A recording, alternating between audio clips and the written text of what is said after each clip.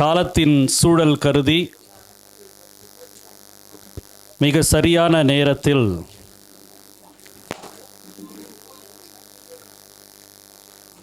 நாம் அறிய மறந்த நம்முடைய கடந்த கால தடங்களை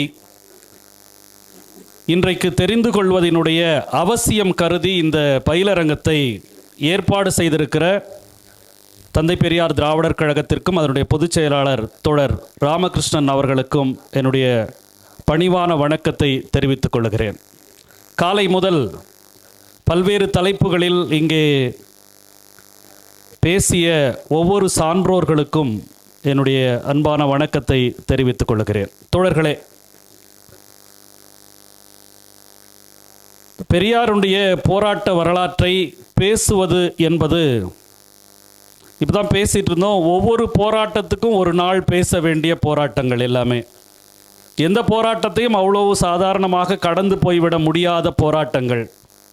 ஆனால் இன்றைக்கு அந்த போராட்டத்தினுடைய தேவை இருப்பதனால் மறுபடியும் அந்த போராட்டத்தை நாம் நினைவு கூற வேண்டி இருக்கிறோம்.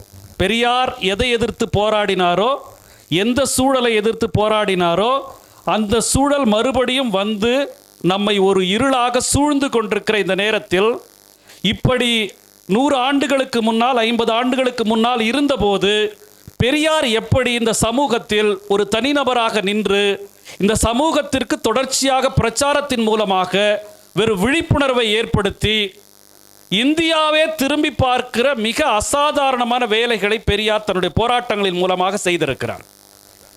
இந்த தலைமுறைக்கு ஒரு விஷயம் தெரியல. இன்னைக்கு நான் அனுபவித்துக் கொண்டிருக்கிற இந்த கல்வி, இந்த மொழி சுதந்திரம், இந்த சமூக சுதந்திரம், இது எல்லாம் அவ்வளவு லேசா எனக்கு கிடைக்கல அப்படின்னு நம்ம தலைமுறைக்கு தெரியல. நம்ம தலைமுறைக்கு ஆஸ்திரேலியாவை தெரியுது, அமெரிக்காவை தெரியுது, மற்ற நாடுகளை தெரியுது. ஆனால் நமக்கு பக்கத்தில் இருக்கிற மாநிலத்தில் இருக்கிற ஒரு சாமானியர்களுடைய வாழ்க்கை எப்படி இருக்கிறது அப்படின்னு நமக்கு தெரியல. ஏன் ஹிந்தி கற்றுக்கிட்டு பீகார்லேருந்து இங்கே ஓடி வரா அப்படின்ற பீகாருடைய சூழல் நமக்கு தெரியல. இந்தியாவில் இருக்க மற்ற மாநிலங்கள் திராவிட இயக்கம், பெரியார் என்கிற ஒரு ஆளுமையினுடைய தாக்கம் இல்லாத மாநிலங்கள் இன்றைக்கு இந்தியாவில் எப்படி இருக்கிறது என்பது நமக்கு தெரியவே இல்லை. நமக்கு எல்லாரும் ஃபாரினை சொல்லி கொடுத்துட்டு இருக்கானே தவிர பக்கத்தில் இருக்கிற மாநிலங்களுடைய நிலை என்ன அப்படின்னு யாருமே சொல்லவே இல்லை. எல்லாரும் சொல்கிறான் அங்கே எல்லாம் பாலும் தேனும் ஓடுதுன்ற மாதிரியே சொல்கிறான். அவன் எல்லாம் ஹிந்தியை ஏற்றுக்கிட்டான், அவெல்லாம் வந்து சனாதனத்தை ஏற்றுக்கிட்டான், அவெல்லாம் ஓஹோன்னு இருக்கிறான்ற மாதிரியே நமக்கு சொல்கிறான். நம்மளும் அதே மாதிரி தான் பக்கத்தில் இருக்கிறவங்க என்னன்னு நமக்கு தெரிஞ்சுக்காமல் இருக்கிறோம். எனக்கு ஒரு விஷயம் வந்து இந்த 2026 தேர்தலில் கட்சிகள்லாம் போட்டிட்டு எல்லாருமே பேசிட்டு இருந்தாங்களா, அதில் ஒரு தலைவர், ஒரு கட்சியினுடைய அந்த 4 பேர் 4 முறை போராட்டத்தில் ஒரு முனையில் இருந்த தலைவர் கடைசி கட்டத்தில் பிரச்சாரங்கள் வந்து ஒரு இறுதி கட்டத்துக்கு வரும்போது மக்கள் முன்னாடி கத்த ஆரம்பிச்சிட்டார். நான் 15 வருஷமாக கத்திட்டு இருக்கிறேன், நீங்கள் என்னை கண்டுக்கவே இல்லை, விஷம் கொடுத்து என்னை கொன்னுருங்க. 15 வருஷமாக கத்துற, நீங்கள் என்னை கண்டுக்கல, என்னை ஓட்டு போடலன்னா என்னை விஷம் வச்சு கொன்னுருங்க அப்படின்னு ஒரு தலைவர் சொல்கிறார். இது எனக்கு சொன்ன உடனே பெரியார் தான் ஞாபகம் வந்தாருங்க. இது நீங்கள் நம்பவே மாட்டேங்க, நிஜமாவே பெரியார் தான் ஞாபகம் வந்தார். 94 வயசு வரைக்கும் ஒரு மனிதர் கத்திக்கொண்டு இப்படி ஒரு சின்ன சலிப்பு கூட இல்லாமல் சாகரத்துக்கு முன்னாடி கூட அடுத்த மாதம் ஒரு புது போராட்டத்தை கொண்டு வர போற அப்படின்னு சொல்றார்.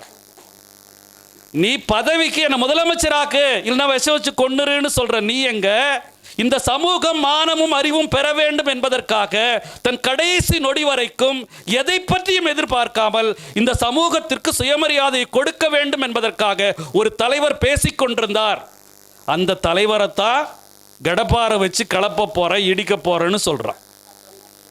அந்த தலைவர் தான் எந்த கடப்பாரை, எதை கொண்டு, எது இந்த சமூகத்தில் யாரை எதிர்த்து சத்ரு சம்ஹார யாகம் நடத்தி அதில் அவனுங்களே செத்து போனானோ அவனுங்களுடைய கடப்பாறையை வச்சு அவரை தகர்க்க போறேன்னு சொல்லி யாரையோ குளிர்விக்கிற வேலையை செய்கிறவன் 15 வருஷத்தில் கதறான். எதுவுமே செய்ததாக இந்த சமூகத்தில் இது செய்தாரு அப்படின்னு சொல்றதுக்கு ஒற்றை காரணம் இல்லை.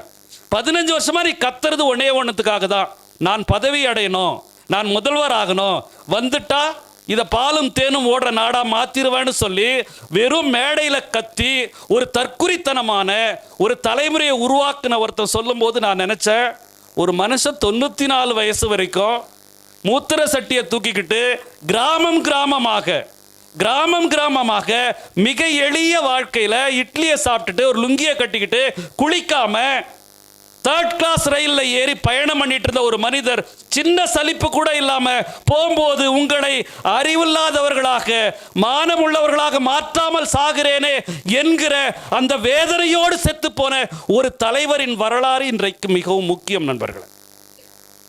அதனால தான் இப்ப நான் இந்த வரலாற்றை வேகமா சுருக்கமா பேசும் பொழுது இந்த தேவை இன்னைக்கு என்ன இருக்குது அப்படின்றது நமக்கே புரிஞ்சிடும். இன்னைக்கு எதுக்காக பெரியாருடைய இந்த போராட்டங்களை நாம் மறுபடியும் நினைத்து பார்க்க வேண்டும், அதற்கான இன்றைய தேவை என்ன இருக்கு, ஏன் இதை நாம் நம்முடைய தலைமுறைக்கு கடத்தணும் அப்படின்றது உங்களுக்கே புரிஞ்சிடும் அப்படின்னு நான் நினைக்கிறேன். பெரியார் காங்கிரஸ் கட்சியில் இருந்தாரு, எல்லாருக்கும் தெரியும். காங்கிரஸ் கட்சியில் பெரியார் காங்கிரஸ் தேசியம் அப்படின்னு பேசிட்டு இருக்கும்போது பெரியார் மனிதம் என்று அதற்குள்ளாகவே ஒரு தனிப்பட்ட விதமான ஒரு தனி போராட்டத்தை நடத்துகிறார். காங்கிரஸ் தேச விடுதலை என்று பேசிக் கொண்டிருக்கிற போது அந்த காங்கிரசுக்குள்ளாகவே தலைவராக செயலாளராக இருந்த பெரியார் சமூக விடுதலை என்று ஒரு பக்கம் பேரலாக ஒரு போராட்டத்தை நடத்திட்டே இருக்கார். ரொம்ப வித்தியாசமான ஒரு விஷயம். எல்லா மாநாடுகளிலும் பெரியார் வகுப்புவாரி பிரதிநிதித்துவத்தை கேட்கிறார். இந்த தேசம் பலகாலமாக 1000 வருஷமாக சாதியாக பிரிக்கப்பட்டிருக்கிறது.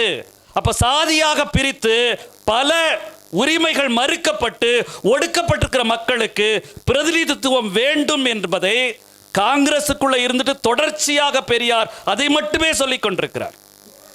எல்லா மாநாட்டிலும் நீங்க 25 வரைக்கும் பெரியாருடைய மிக முக்கியமானதாக இருந்தது அதுக்குள்ளார என்ன சீர்திருத்தம் பண்ணலாம், அதுக்குள்ளார தலித்துகளையும் நாடார்களையும் சாப்பாடு போட வைக்கலாம், நாடார்களையும் தலித்துகளையும் சமைக்க வைக்கலாம், நாடார்களையும் தலித்துகளையும் சாப்பிட வைக்கலாம் என்று மறுக்கப்பட்டிருக்க மனித உரிமைக்காக பேசுகிற ஒருவராக பெரியார் காங்கிரஸ்குள்ள இருக்கார். ஸோ இந்த சூழல்ல 1924 பெரியார் காங்கிரஸ் கட்சியினுடைய தலைவராக இருக்கிறார். அப்படி இருக்கும் பொழுது நம்முடைய தேசம் ரெண்டா இருந்தது, எல்லாருக்கும் தெரியும். ஒன்று பிரிட்டிஷ் ஆட்சி கீழே ஒன்று இருந்தது, இன்னொன்று சமஸ்தானங்களாக இருந்தது. சமஸ்தானங்கள் ரெண்டா இருந்தது. இஸ்லாமிய சமஸ்தானம் தனியா, இந்து சமஸ்தானம் தனியா இருந்தது. அப்ப பிரிட்டிஷ் ஆண்டு கொண்டிருந்த தேசத்துல தீண்டாமைக்கு எதிராக சட்டம் இயற்ற முடிந்தது. தீண்டாமை அனுசரிச்சா 100 ரூபாய் ஃபைன் அப்படின்னு சொல்லி பிரிட்டிஷுங்க ஆணை கொண்டு வர முடிஞ்சது. ஆனா சமஸ்தானங்கள்ல அப்படி ஆணை கொண்டு வர முடியல. அப்படி இருந்த ஒரு சமஸ்தானம் தான் திருவிதாங்கூர் சமஸ்தானம் அப்படின்ற கேரளா. அந்த கேரள சமஸ்தானத்துல கோவிலை சுற்றி இருக்கிற தெருக்கள்ல தாழ்த்தப்பட்டவர்கள் நடக்க முடியாது, நடக்கக்கூடாது. இது அங்க சட்டம். ஆனா அந்த கோவிலை சுற்றி இருக்கிற தெருக்கள்ல தான் அரசு அலுவலகங்கள் இருக்கும், கோவிலை சுற்றி இருக்கிற தெருக்கள்ல தான் போலீஸ் ஸ்டேஷன் இருக்கும், கோவிலை சுற்றி இருக்கிற தெருக்கள்ல தான் கோர்ட் இருக்கும். அப்ப இந்த கோர்ட்டுக்கு அவங்க சாமானியர்கள் போக முடியாது அப்படின்ற ஒரு சூழல்ல ஒரு முறை மாதவன் அப்படின்ற ஒரு வழக்கறிஞர், அவர் ஒரு ஈழவ சமூகத்தை சேர்ந்த ஒரு வழக்கறிஞர், அவர் கோர்ட்டுக்கு அவசரமா ஒரு வேலையா போறார். போகும்போது அவரை தடுத்து நிறுத்துறாங்க, நீ இந்த வழியா போகக்கூடாது. அவர் சொல்றாரு, ஒரு வழக்கு, நான் வழக்கறிஞர், வழக்கு விஷயமா நான் போகணும் அப்படின்னும் போது நீ யாரா வேணாலும் இரு, கோவில்ல திருவிழா சாத்தி இருக்குது, தீட்டாயிடும், போகக்கூடாது அப்படின்னு தடுக்கிறாங்க. மாதவன் திரும்பி தன்னுடைய சக தோழர்கள் கிட்ட பேசுறார். பேசின காங்கிரஸ் கட்சியை சேர்ந்த வழக்கறிஞர்கள் சேர்ந்து அந்த போராட்டத்துக்கு, அந்த தடைக்கு எதிராக ஒரு போராட்டத்தை முன்னெடுக்கிறார்கள். அதில் கேளப்பன், கேபி கேசவ மேனன், ஜார்ஜ் ஜோசப் ஒரு முக்கியமானவர். மதுரையில் இன்னைக்கும் ஜார்ஜ் ஜோசப்னுடைய பிறந்த நாளுக்கு மதுரையில் நோட்டீஸ் ஓட்டுறாங்க. ஏன்னா அந்த குற்றப்பரம்பரை தடை சட்டத்துக்கு எதிராக அந்த மக்களுக்காக போராடிய ஒரு முக்கியமான வழக்கறிஞர் ஜார்ஜ் ஜோசப். ரோசாவின் ராசா என்று இப்பொழுதும் அவர் கொண்டாடப்படுகிறார். இந்த 4 பேரும் சேர்ந்து காங்கிரஸ்காரங்க ஒரு பெரிய போராட்டத்தை முன்னெடுத்து போராடுறாங்க. போராடினவங்களை தூக்கி ஜெயிலில் போட்டுருது அரசு. ஜெயிலில் போட்ட உடனே அவங்க ஜெயிலில் இருந்து காந்திக்கு கடிதம் எழுதுறாங்க.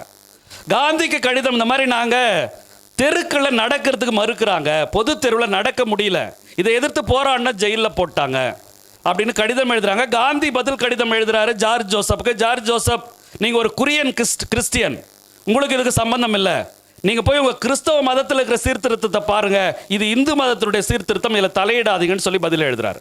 அதே நேரத்தில் ஜார்ஜ் ஜோசப் தமிழ்நாட்டில் இருக்கிற காங்கிரஸ் தலைவர் பெரியாருக்கு ஒரு கடிதம் எழுதுறாரு. ஐயா, இந்த மாதிரி நாங்கள் போராடினோம், எங்களை தூக்கி உள்ள வச்சுட்டாங்க, உள்ள இருக்கிறது எங்களுக்கு பிரச்சனை இல்லை, ஆனால் இந்த போராட்டம் நின்றுமோன்னு பயமாக இருக்குது.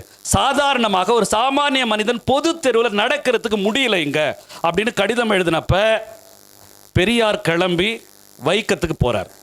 நண்பர்களே, இங்கே இருக்கிற எல்லா வேலையும் விட்டுட்டு பெரியார் வந்து கிளம்பி வைக்கத்துக்கு போகிறார். வைக்கத்துக்கு போகும்பொழுது இந்த தலைவராக இருந்த அவருடைய கடமைகள் எல்லாம் வந்து மாற்றி வச்சுட்டு எல்லா பிரச்சாரத்தையும் மூடி வச்சுட்டு பெரியார் நேராக வைக்கத்துக்கு போய் இறங்குறார். வைக்கத்தில் படகுத்துறையில் போய் இறங்கும்போது அந்த வைக்கத்தினுடைய அரசர் ராமவர்மன் அப்படின்ற அரசு அலுவலர்களை வச்சு பெரியாருக்கு பெரிய வரவேற்பு கொடுக்குறார். ஏன் அப்படின்னா அவர் எப்போ இந்த பக்கம் வந்தாலும் அவர் தங்குகிற வீடு வந்து பெரியாருடைய வீடு தான். அரசர் தங்குகிற அளவிற்கு வசதியான ஒரு மனிதனாக வாழ்ந்தவர் பெரியார். அந்த அரசர் வந்து தங்குற வீடு. அப்போ நம்ம போகும்போதெல்லாம் அவர் வீட்டில் தங்குறோம், அவர் நம்ம ஊருக்கு வராரு, நாம் வரவேற்பு கொடுக்கணும்னு அவர் வந்து வரவேற்பு கொடுக்குறாரு. அப்போ பெரியார் சொல்கிறாரு, நான் வந்து உங்கள் வரவேற்பை ஏற்கிறதுக்கெல்லாம் வரல, நான் போராடுறதுக்கு வந்திருக்கிறேன். மக்களுக்கு மறுக்கப்படுகிற இந்த உரிமை மீறலை எதிர்த்து போராடுவதற்காக வந்திருக்கிற உங்கள் மரியாதை வேண்டான்னு சொல்லி பெரியார் இறங்கி வைக்கத்தில் போய் போராடுறார். மக்கள்கிட்ட போய் பேசுறார். ஏற்கனவே மக்கள் தயாராக இருக்கிறாங்க. பேசும்போது மக்கள் கிளர்ச்சி மிக பெரிதாக வெடித்து கேரளா முழுக்க பரவுது. கேரளா முழுக்க பரவிட்டு இருக்கும்போது இது இந்தியா முழுக்க தகவல் போகுது. இந்தியா முழுக்க தகவல் போகும்போது இந்தியாவின் பல்வேறு இடங்களிலிருந்து இதுக்கு ஆதரவு பெருகிட்டே இருக்குது.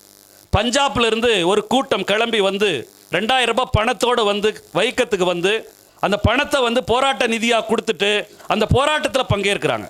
அப்படி பங்கேற்றதை கேள்விப்பட்டு காந்தி அவங்களுக்கு கடிதம் எழுதுறாரு, நீ வேற மாநிலம், இது வேற மாநிலம், நீ சீக்கியம், இது இந்து மதம், நீ இதில் தலையிடாத கிளம்பு அப்படின்னு காந்தி கடிதம் எழுதுறார். அவர்கள் பணத்தை கொடுத்துட்டு அவங்க கிளம்பி போயிட்டாங்க. ஆனால் பெரியார் தொடர்ந்து போராடுறார். ஒரு கட்டத்துக்கு மேலே பெரியாருடைய போராட்டத்தினால் இருக்கிற எழுச்சியை தாங்க முடியாமல் பெரியாரை கைது செய்து திருவனந்தபுரம் சிறையில் அடைச்சிட்டாங்க. ஆனால் இப்போ போராட்டம் நடந்துட்டு இருக்குது. பெரியாருடைய குடும்பத்தில் இருக்கிற அவருடைய மனைவியும் அவருடைய தங்கையும் கிளம்பி வைக்கத்துக்கு போய் அவங்க ஊராக போய் பெண்கள் கிட்ட பேசி பெண்களுக்குள்ளாக ஒரு பெரிய எழுச்சியை உருவாக்குறாங்க. இப்போ போராட்டம் வேற கட்டுக்கடங்காமல் அவ்வளவு பயங்கரமாக போயிட்டு இருக்கு மக்கள் போராட்டம். அப்படி போயிட்டு இருக்கும்போது பெரியார் விடுதலையாகி மறுபடியும் வந்த உடனே என்ன சொல்கிறாங்க, இந்த எல்லைக்கே நீங்கள் வரக்கூடாதுன்னு சொல்லி பெரியாரை விடுதலை செய்கிறாங்க. பெரியார் மறுபடியும் வந்து போயிட்டு மக்களோட போராட ஆரம்பிச்சிடறார். இப்போ பெரியாருக்கு இன்னும் கூடுதலான பலம் வந்துட்ட உடனே பெரியார் போராட்டம் இன்னும் கட்டுக்கடங்காமல் மிகப்பெரிய எழுச்சி மக்கள் முன்னாடி வந்த உடனே பெரியாரை மறுபடியும் தூக்கி அறிவு குத்தி சிறையில் பெரியாரை அடைக்கிறாங்க. அறிவு குத்தி சிறையில் ஒரு கொலை குற்றவாளியை போல கைகளில் விலங்கு போட்டு காலில் வந்து ஒரு பெரிய வெயிட்டை கட்டி பெரியாரை மிக கொடூரமாக அந்த இடத்துல நடத்துகிறாங்க. இப்படி நடத்திட்டு பெரியார் உள்ளே இருக்கும்போது அங்கே இருக்கிற பார்ப்பனர்களாக சேர்ந்து நேராக போய் ராஜாவை பார்த்து, இந்த எல்லா பிரச்சனைக்கும் ராமசாமி நாயக்கர் தான் காரணம், அந்த ஆள் இல்லைன்னா இது இவ்வளோ பெரிய போராட்டமாக பிரச்சனையாக வந்திருக்காது, அதனால் இதை வந்து சிறையில் அடைச்செல்லாம் அடக்க முடியாது, ஒரு யாகம் நடத்தலாம். என்ன யாகம்? சத்ரு சம்ஹார யாகம்னு ஒரு யாகம் நடத்தலாம். அப்படி யாகம் நடத்தினா பெரியார் செத்துருவார் அப்படின்னு சொல்லி பெரியாருக்கு எதிராக யாகம் நடத்துகிறார்கள். பெரியார் உள்ளே இருக்கார். சில நாட்களில் திடீர்னு வெளியே வேடி சத்தம் கேட்குது, வேட்டு சத்தமெல்லாம் கேட்குது. பெரியார் கேட்குறாரு, என்னங்க வெளியில் வேட்டு சத்தமெல்லாம் கேட்குது அப்படின்னு உடனே சொல்கிறாங்க, ஒன்றும் இல்லை, ராஜா திருநாடு போயிட்டாரு அப்படின்னு சொல்கிறாங்க. திருநாடுனா செத்து போயிட்டாரு. பெரியாருக்கு எதிராக நடத்தப்பட்ட யாகத்தில் ராஜா செத்து போயிடுறார். ராஜா செத்து போனதை வச்சு செத்து போனதுக்காக சிறையில் இருக்கிறவங்களாம் விடுதலை பண்ணும்போது பெரியாரையும் சேர்த்து விடுதலை செய்கிறார்கள். விடுதலை செய்த உடனே பெரியார் கிளம்பி வராரு. இங்கே ஒரு வேலையாக வரும்போது பெரியாரை வேறொரு பழைய ஒரு வழக்கில் கைது செய்கிறாங்க.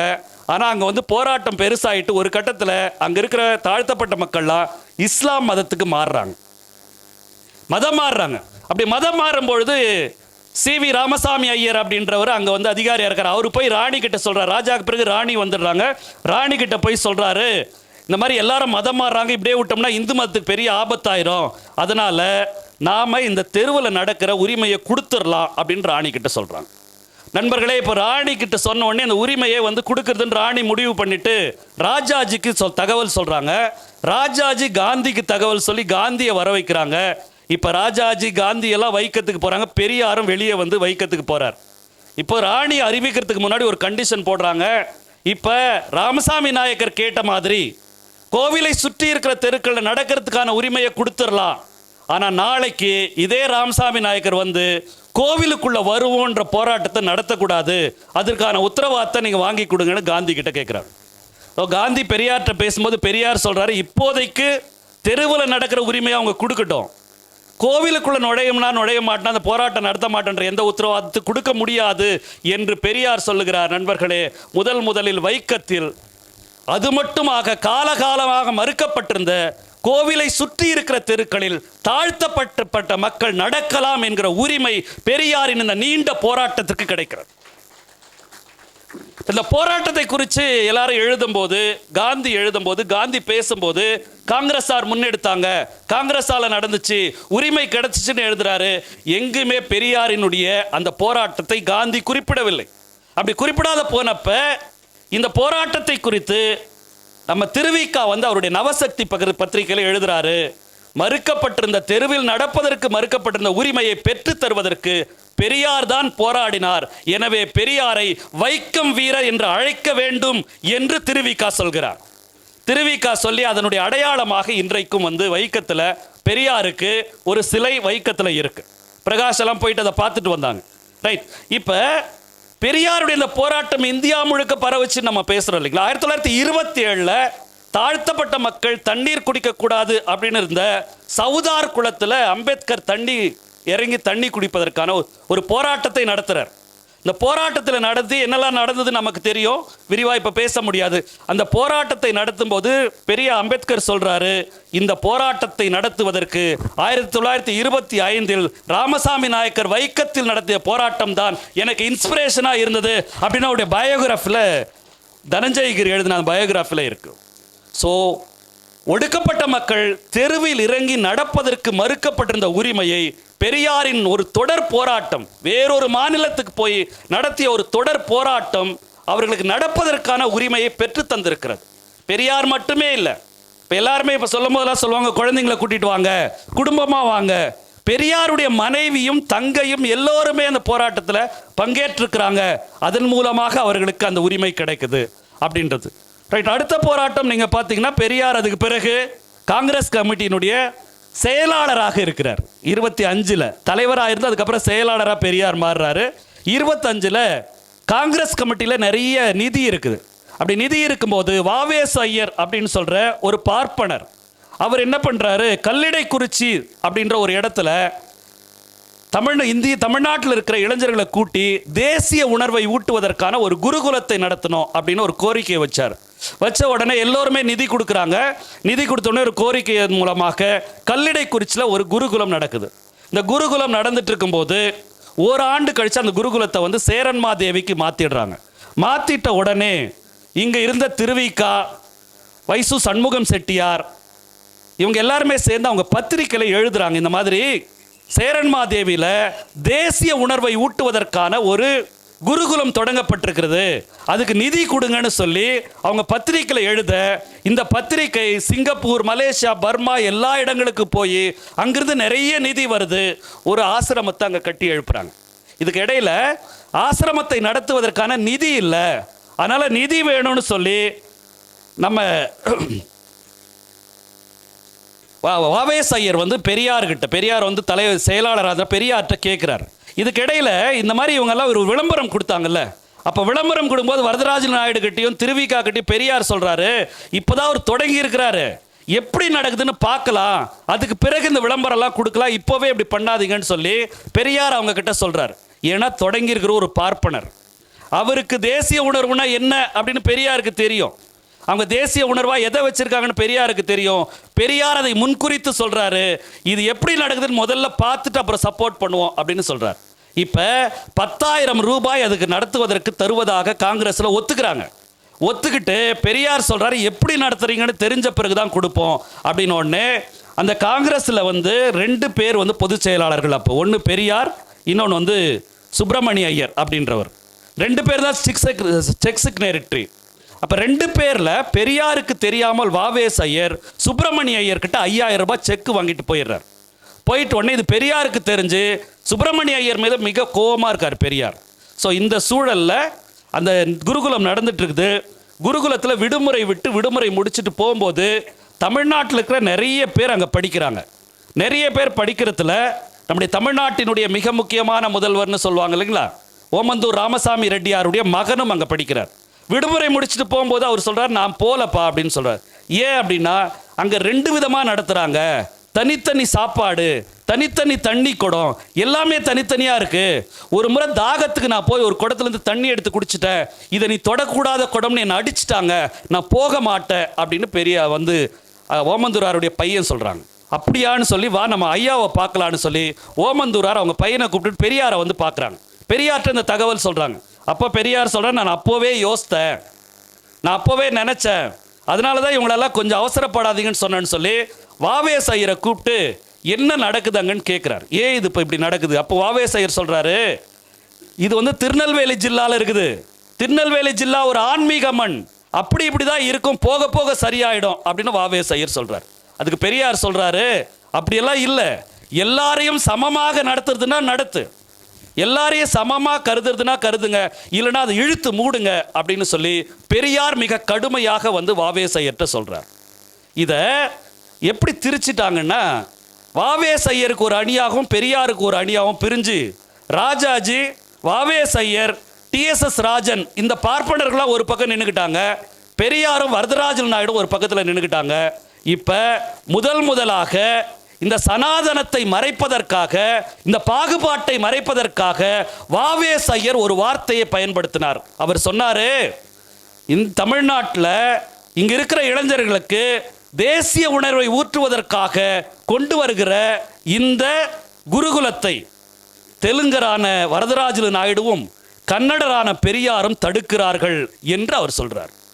எது சனாதனத்தை மறுத்து சாதிய பாகுபாடை பின்பற்றுவதை மறைப்பதற்காக பெரியாரை முதலில் கன்னடர் என்று குறிப்பிட்டவர் வாவேஸ் ஐயர். நண்பர்களே, இன்றைக்கு வரைக்கும் தமிழ் தேசியத்தில் பேசுற எல்லாருமே பெரியாரை இந்த சொல்லிட்டே இருக்கான். ஆனால் காலந்தோறும் இதை செய்து கொண்டிருக்கிறவர்கள் சாதியத்தை மறைப்பதற்காக தமிழ் என்கிற ஒரு பேரில் இருக்கிறானுங்க. இப்படி தான் வாவேஸ் ஐயர் அப்படி சொன்னார். அதுக்கப்புறம் கொஞ்ச நாளில் வாவேஸ் ஐயர் ஒரு அணையில் குளிக்க போயிட்டு தம் மகளை காப்பாற்ற போய் செத்து போனார். அந்த குருகுலம் மூடப்பட்டது. முதலில் தமிழ்நாட்டில் ஒரு கல்வி கூடத்தில் சமமாக சேர்ந்து உண்ணுவதற்கான போராட்டத்தை முன்னெடுத்து அதில் மிகப்பெரிய வெற்றியை, வரலாற்று பக்கத்தை காட்டியவர் பெரியார் என்பது பெரியாரின் 2வது முக்கியமான ஒரு பண்பாக நாம் பார்க்கிறோம். 2வது முக்கியமான ஒரு விஷயம். 3வதாக சுசீந்திரம் அப்படின்ற ஒரு கோவில் நாகர்கோயில் இருக்கு. இப்போ பெரியார் வந்து வைக்கத்தில் ஒரு போராட்டம் நடத்தி கோயிலை சுற்றி இருக்கிற தெருக்களில் நடக்கக்கூடாதுன்ற இருந்ததை முறியடிச்சார்ல. ஆனால் அது என்னன்னா, வைக்கத்தில் அந்த குறிப்பிட்ட கோவிலை சுற்றி இருக்கிற தெருக்களில் மட்டும்தான் அந்த தடை வந்து நீக்கப்பட்டதை ஒழிய மற்றபடி திருவிதாங்கூர் சமஸ்தானம் முழுக்க இருக்கிற இடங்களில் நடக்க முடியாது. அதே தான் இப்போ நாகர்கோயில் பக்கத்தில் இருக்கிற சுசீந்திரத்திலையும் அது கோவிலை சுற்றி இருக்கிற தெருக்களில் தாழ்த்தப்பட்டவர்கள் நடக்க முடியாது அப்படின்ற ஒரு சூழல். நீங்கள் இன்னைக்கு கூட நம்ம பொது உடைமை தலைவர் ஜீவானந்தம் இருக்கார்ல, அவருடைய ஊர் வந்து பூதப்பாண்டி. பூதப்பாண்டிக்கு போனீங்கன்னா நாடார் தெருவனுடைய முனையிலையும் தாழ்த்தப்பட்டவனுடைய தெருவனுடைய முனையிலையும் ஒரு கல் போடப்பட்டிருக்கு. அது பேர் தெருமரிக்கல் அப்படின்னு பேர். தெருமரிக்கல்னா என்னன்னா, கோவிலில் சாமி சாத்திட்டாங்கன்னா அந்த தெருமரிக்கல் மேலே ஒரு கிளையை வெட்டி போட்டுருவாங்க. போட்டால் நாடார்கள் கோவில் இருக்கிற தெருக்குள்ளே வர முடியாது, தாழ்த்தப்பட்டவர்கள் தெருக்குள்ளே வர முடியாது. இன்னைக்கு அந்த கல் இருக்கு. அப்போ திருவனந்தபுரம் அந்த சமஸ்தானம் முழுக்க இருக்கிற எல்லா ஊர்களிலும் தாழ்த்தப்பட்ட மக்கள் கோவில் இருக்கிற தெருக்களில் நடக்க முடியாத தடை அங்கே இருக்குது. அப்போ அங்கே இருக்கிற ஒரு டீம் ஃபார்ம் ஆகி எம்பெருமாள் நாயுடு என்கிற ஒரு தலைவருடைய தலைமையில் ஒரு டீம் ஃபார்ம் ஆகி அந்த கோவிலை சுற்றி இருக்கிற தெருக்களில் நடப்பதற்கான உரிமையை மீட்பதற்கான போராட்டத்தை முன்னெடுக்கிறார்கள். இதை தெரிஞ்சு பெரியார், நம்ம ஏற்கனவே வைக்கத்தில் பண்ணது அந்த ஒரு கோயிலுக்கு மட்டும்தான் சொல்றாங்க, நாம் இந்த போராட்டத்தை மிக தீவிரமாக முன்னெடுக்கிறோன்னு பெரியார் அறைகூவல் விட்டு பெரியார் இயக்கமும் அந்த போராட்டத்தோடு கலந்து கொள்ளுகிறது. இப்படி இருக்கிற நேரத்தில் ராணி சொல்றாங்க, இல்ல நாங்கள் சீக்கிரமாக இந்த தடையை நீக்கிடுறோம், நீங்கள் போராட்டத்தை நிறுத்திங்க அப்படின்னோடனே போராட்டத்தும் நிறுத்தி கொள்ளப்படுகிறது. ஆனால் நிறுத்தி கொள்ளப்பட்ட பிறகு 1.5 ஆண்டு கழிந்த பிறகும் அந்த தடையை நீக்கவே இல்லை. அப்போ பெரியார் சொல்றாரு, அரசு கொடுத்த வாக்கை காப்பாற்றல, அப்போ நம்ம போராட்டத்தை தவிர வேற வழி இல்லைன்னு சொல்லி மீண்டுமாக அந்த போராட்டத்தை முன்னெடுத்து திருவிதாங்கூர் சமஸ்தானம் முழுக்க மிகப்பெரிய எழுச்சியை பெரியார் இயக்கமும் அங்க இருக்கிற சீர்திருத்தவாதிகளை நடத்துறாங்க. பெரியார் எல்லா ஊரா போய் பிரச்சாரம் பண்றாரு, ஊரா போய் சொல்றாரு, தெருவில் இறங்கி நடக்கிற உரிமையை தர்றதுக்கு கூட மறுக்கிற இந்த மதம் என்ன மதம்? ஏன்னா அந்த தெருவில் ஒரு கிறிஸ்தவன் நடக்கலாம், இஸ்லாமியன் நடக்கலாம், நாய் பூனை எது வேணாலும் நடக்கலாம். இந்து என்று சொல்லப்படுகிற இந்து மதத்தால் தாழ்த்தப்பட்ட மக்கள் நடக்கக்கூடாது என்கிற உரிமைக்காக மிகப்பெரிய போராட்டத்தை பெரியார் முன்னெடுக்கிறார். ஏற்கனவே சூடுபட்ட பூனை தானே ராணி, எனவே பயந்துட்டு இப்போ அவங்க தடையை நீக்கிறாங்க. எப்படி தெரியுங்களா? சுசீந்திரம் கோவிலை சுற்றி மட்டும் இல்லை, திருவிதாங்கூர் சமஸ்தானம் முழுக்க இருக்கிற தெருக்களில் மறுக்கப்பட்டிருக்கிற உரிமை நீக்கப்படுகிறது என்கிற ஒரு மிகப்பெரிய சட்டத்தை அவங்க கொண்டு வராங்க.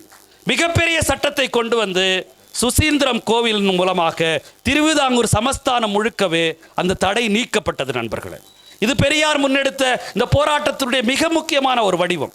இப்போ பெரியார் போராட்டம் என்பது மிக முக்கியமாக தமிழ்நாட்டுக்கும் இந்தியாவிற்கும் அறியப்படுகிற ஒரு மிக முக்கியமான மனிதராக பெரியார் இருக்கிறார். எனக்கு எப்பவுமே ஒரு வேடிக்கை என்னன்னா, சத்தியாகிரகின்னு எல்லாருமே காந்தியை சொல்றாங்க. நீங்க பெரியாருடைய போராட்டத்தை பார்த்தீங்கன்னா பெரியாரை விட ஒரு பெரிய சத்தியாகிரகி இந்தியாவிலே இல்லை நண்பர்களே. நீங்க பெரியார் போராட்டத்தை பார்த்தா உங்களுக்கு தெரியும். ரைட், இப்ப சுசீந்திரத்துக்கு அடுத்து நான் இதுக்கு போயிருந்தேன், நம்ம மதுரைக்கு போயிருந்தேன் ஒரு முறை. மதுரையில் வைத்தியநாதர் ஐயர் அப்படின்ற ஒரு ஐயருடைய வீட்டுக்கு போனேன். அந்த வீட்டுக்கு போனப்ப வைத்தியநாத ஐயர் வீட்டில் ஒரு புத்தகம் கொடுத்தாங்க. கோவில் நுழைவின் தந்தை வைத்தியநாத ஐயர் அப்படின்னு ஒரு புத்தகம் கொடுத்தாங்க. அவர் தான் தமிழ்நாட்டிலே கோவில் நுழைவை நடத்தினார் அப்படின்னு சொல்லி. நம்ம தமிழ்நாடு பாடநூல் திட்டத்தில் 7ஆம் வகுப்பு பாடத்தில் அது அப்படியே பாடமாக வந்திருக்குது. என்னன்னா, தமிழ்நாட்டில் கோவில் நுழைவை நடத்தியவர் வைத்தியநாத ஐயர், அதற்கு முழுமையாக துணை நின்றவர் பசும்பொன் முத்துராமலிங்க தேவனார் அப்படின்னு பாடத்திலே வந்திருக்கு. இப்போ இருக்கு, அந்த பாடத்தில் வந்திருக்கு. ஆனால் எப்பவுமே பார்ப்பனர்கள் ஒரு வேலை செய்யும்போது கூடவே பார்ப்பனர் அல்லாத நம்மளை ஒரு ஆளை சேர்த்துக்கிட்டு நமக்குள்ள கலகம் ஊட்டுற ஒரு வேலையை செய்வாங்க. அப்படி ஒரு அடையாளம் தான் பசும்பொன் முத்துராமலிங்க தேவர். ஆனால் உண்மை என்ன? வைத்தியநாத ஐயர் தான் செய்தாரா? வைத்தியநாத ஐயர் தான் கோவில் நுழையினுடைய முன்னோடியான்னு பார்த்தோம்னா 1928-27 கியாபே விஸ்வநாதன் அப்படின்ற நீதி கட்சி தலைவர் ஒரு 1000 பேரை சேர்த்துட்டு மாயிரநாதர் கோவில், மயிலாடுதுறை இருக்கிற மாயிரநாதர் கோவிலுக்குள்ள போய் நுழைஞ்சு போறார். அந்த முதல் போராட்டத்தை அவர் பண்றாரு. பெரிய எதிர்ப்புகள் வருது, மிகப்பெரிய கலவரங்கள் வருது. அவர் தான் முதல்ல அங்க போறாரு. அப்படி போயிட்டு அதற்கு பிறகு ஜெயன் ராமநாதன் அப்படின்ற ஒரு தோழர், அவர் நம்ம திருச்சி மலைக்கோவிலில் தாழ்த்தப்பட்ட தோழர்லாம் கூப்பிட்டுக்கிட்டு மலைக்கோயிலில் நுழையிறதுக்கு போறாரு. போனவங்களை அடிச்சு விரட்டி அந்த மலையிலேருந்து கீழே உருட்டி விடுறாங்க. ஸோ இந்த போராட்டத்தை இப்படி போயிட்டே இருக்கு. இன்னொரு பக்கமாக பார்த்தீங்கன்னா ஜேஎஸ் கண்ணப்பர் அவர் திருவண்ணாமலை கோவிலுக்குள்ளார தாழ்த்தப்பட்ட மக்களை கூட்டிக்கிட்டு கோவிலுக்குள்ளே போறாரு. அவரை அடித்து அவர் மேலே வழக்கு போட்டு அவரை சிறையில் போடுறாங்க. ஸோ இது எல்லாமே நீதி கட்சி திராவிட இயக்க தோழர்கள் தலைவர்கள் செய்துட்டு இருந்த இந்த வேலை. இப்படி செய்துட்டே இருக்கும்போது இன்னொரு பக்கத்தில் ஈரோடு ஈஸ்வரன் கோவிலினுடைய அரங்காவலராக பெரியார் இருக்கிறார். பெரியார் அரங்காவலராக வந்த உடனே முதல் ஒரு ஆணை போடுறாரு. கோவிலுக்குள்ளார நாடார்களும் தாழ்த்தப்பட்ட மக்களும் வரலான்னு ஒரு தீர்மானத்தை போடுறாரு. அந்த தீர்மானம் பேச்சுவார்த்தையில் இருக்கும்போது பெரியார் ஊரில் இல்லாத ஒரு நாளில் குத்தூசி குருசாமி என்ன பண்ணுறாரு, ஒரு 3 தாழ்த்தப்பட்ட தோழர்களை கூட கூப்பிட்டுக்கிட்டு அவங்களுக்கு பட்டை விபூதி எல்லாம் அடித்து கையில் பூ பழத்தோடு அந்த தாழ்த்தப்பட்ட தோழர்கள் 3 பேரையும் கோவிலுக்குள்ளே கூட்டிகிட்டு போகிறார். கோவிலுக்குள்ளே கூப்பிட்டு போனதை பார்த்த உடனே வைதிகர்லாம் ஓடி அந்த கோவிலினுடைய நடையை இழுத்து சாத்திடுறாங்க. 3 பேரும் உள்ளே இருக்காங்க, குத்தூசி குருசாமியோட எல்லாருமே உள்ளே இருக்கிறாங்க. நடையை இழுத்து சாத்திடுறாங்க. 2 நாளாக நட திறக்கவே, பெரியார் வெளியூருக்கு போயிட்டு வரவே இல்லை. இந்த 2 நாளாக காம்பவுண்ட் சவருக்கு அந்த பக்கம் இருந்து நாகம்மையர் இந்த 4 பேருக்கு சாப்பாடு கொடுத்து அனுப்புகிறாங்க. இந்த 4 பேருக்கும் நாகம்மையர் சாப்பாடை வெளியிலேருந்து கொடுக்குறாங்க. 2 நாள் கழித்து பெரியார் தகவலை தெரிஞ்சு முதல்ல கோவிலை திறக்கிறாங்க. 2 நாள் கழித்து 4 பேரும் வெளியே வராங்க. வெளியே வந்த உடனே குத்தூசி குருசாமி சொல்கிறாரு, 2 நாள் நாங்கள் உள்ளே இருந்தோம், நாகம்மையர் எங்களுக்கு வேளைக்கு அந்த காம்பவுண்ட் சவருக்கு அந்த பக்கம் இருந்து சாப்பாடு கொடுத்து எங்களை பட்னி இல்லாமல் பார்த்துக்கிட்டாங்க. பாவம் ஈஸ்வரர் தான் 2 நாளாக பட்னியாக கிடக்கிறாரு அப்படின்னு சொல்லி அவர் சொல்கிறார். நண்பர்களே, இது நடக்குது. இது நடந்த பிறகு தமிழ்நாடு முழுக்க எங்கெல்லாம் திராவிட இயக்கத்தினர் கூட்டம் நடத்துகிறாங்களோ அந்த ஊர் கோவிலெல்லாம் இழுத்து மூட ஆரம்பிச்சிட்டாங்க. இவனுங்க தாழ்த்தப்பட்டவங்களை கூட்டு உள்ளே வந்துடுவானுங்க அப்படின்னு சொல்லி தமிழ்நாடு முழுக்க எங்க நீதி கட்சி தலைவர்கள், திராவிட இயக்க தலைவர்கள், பெரியார் இயக்க தொண்டர்கள் கூட்டம் நடத்தினாலும் அந்த இடங்கள் எல்லாம் கோவிலை இழுத்து மூடுகிற முன்னெச்சரிக்கை நடவடிக்கை நடக்குது. இப்படிதான் கோவில் நுழைவு தமிழ்நாட்டில் வந்துச்சு. ஆனா இந்த வைத்தியநாத ஐயர் இருக்கார்ல, இவர் 1938 தான் கோவில் நுழைவை நடத்துறார். இது என்ன கோவில் நுழைவு? அம்பேத்கர் பூனா ஒப்பந்தம் 1900 பூனா ஒப்பந்தத்தின் போது இரட்டை வாக்குரிமை கேட்கிறார். தனித்தொகுதி இரட்டை வாக்குரிமை கேட்கும்போது அதை மறுப்பதற்காக காந்தி ஒரு விஷயம் சொல்றாரு, இப்படியெல்லாம் பிரிக்க வேண்டாம், வேணா நாங்கள் காங்கிரஸில் தாழ்த்தப்பட்ட மக்களை கோவிலுக்குள்ள கூட்டு போற வேலையை நாங்கள் இந்தியா முழுக்க செய்கிறோம் அப்படின்னு சொல்லி ஒரு அயோக்கியத்தனமான வாக்கை காந்தி கொடுத்து அந்த பூனா ஒப்பந்தம் நிறைவேறாமல் பார்த்துக்கிட்டார். பிரிட்டிஷ் ஒத்துக்கிட்டாங்க, இரட்டை வாக்குரிமைக்கு பிரிட்டிஷ் ஒத்துக்குச்சு, தனித்தொகுதிக்கு ஒத்துக்குச்சு, தாழ்த்தப்பட்டவருடைய நிலை மோசமா இருக்கு, அவங்களுக்கு இதை கொடுக்கணும் நாங்கள் ஒத்துக்கிட்டாங்க. காந்தி அதற்கு மாற்றாக இவங்களை கோவிலுக்கு கூட்டு போற வேலையை காங்கிரஸ் செய்யும்னு சொன்னார்ல, அப்படி சொன்ன வேலை திட்டத்தினுடைய ஒரு நாள் சடங்காகத்தான் வைத்தியநாத ஐயர் கோவிலுக்குள்ள தாழ்த்தப்பட்ட மக்களை 38 கூட்டு போறார்.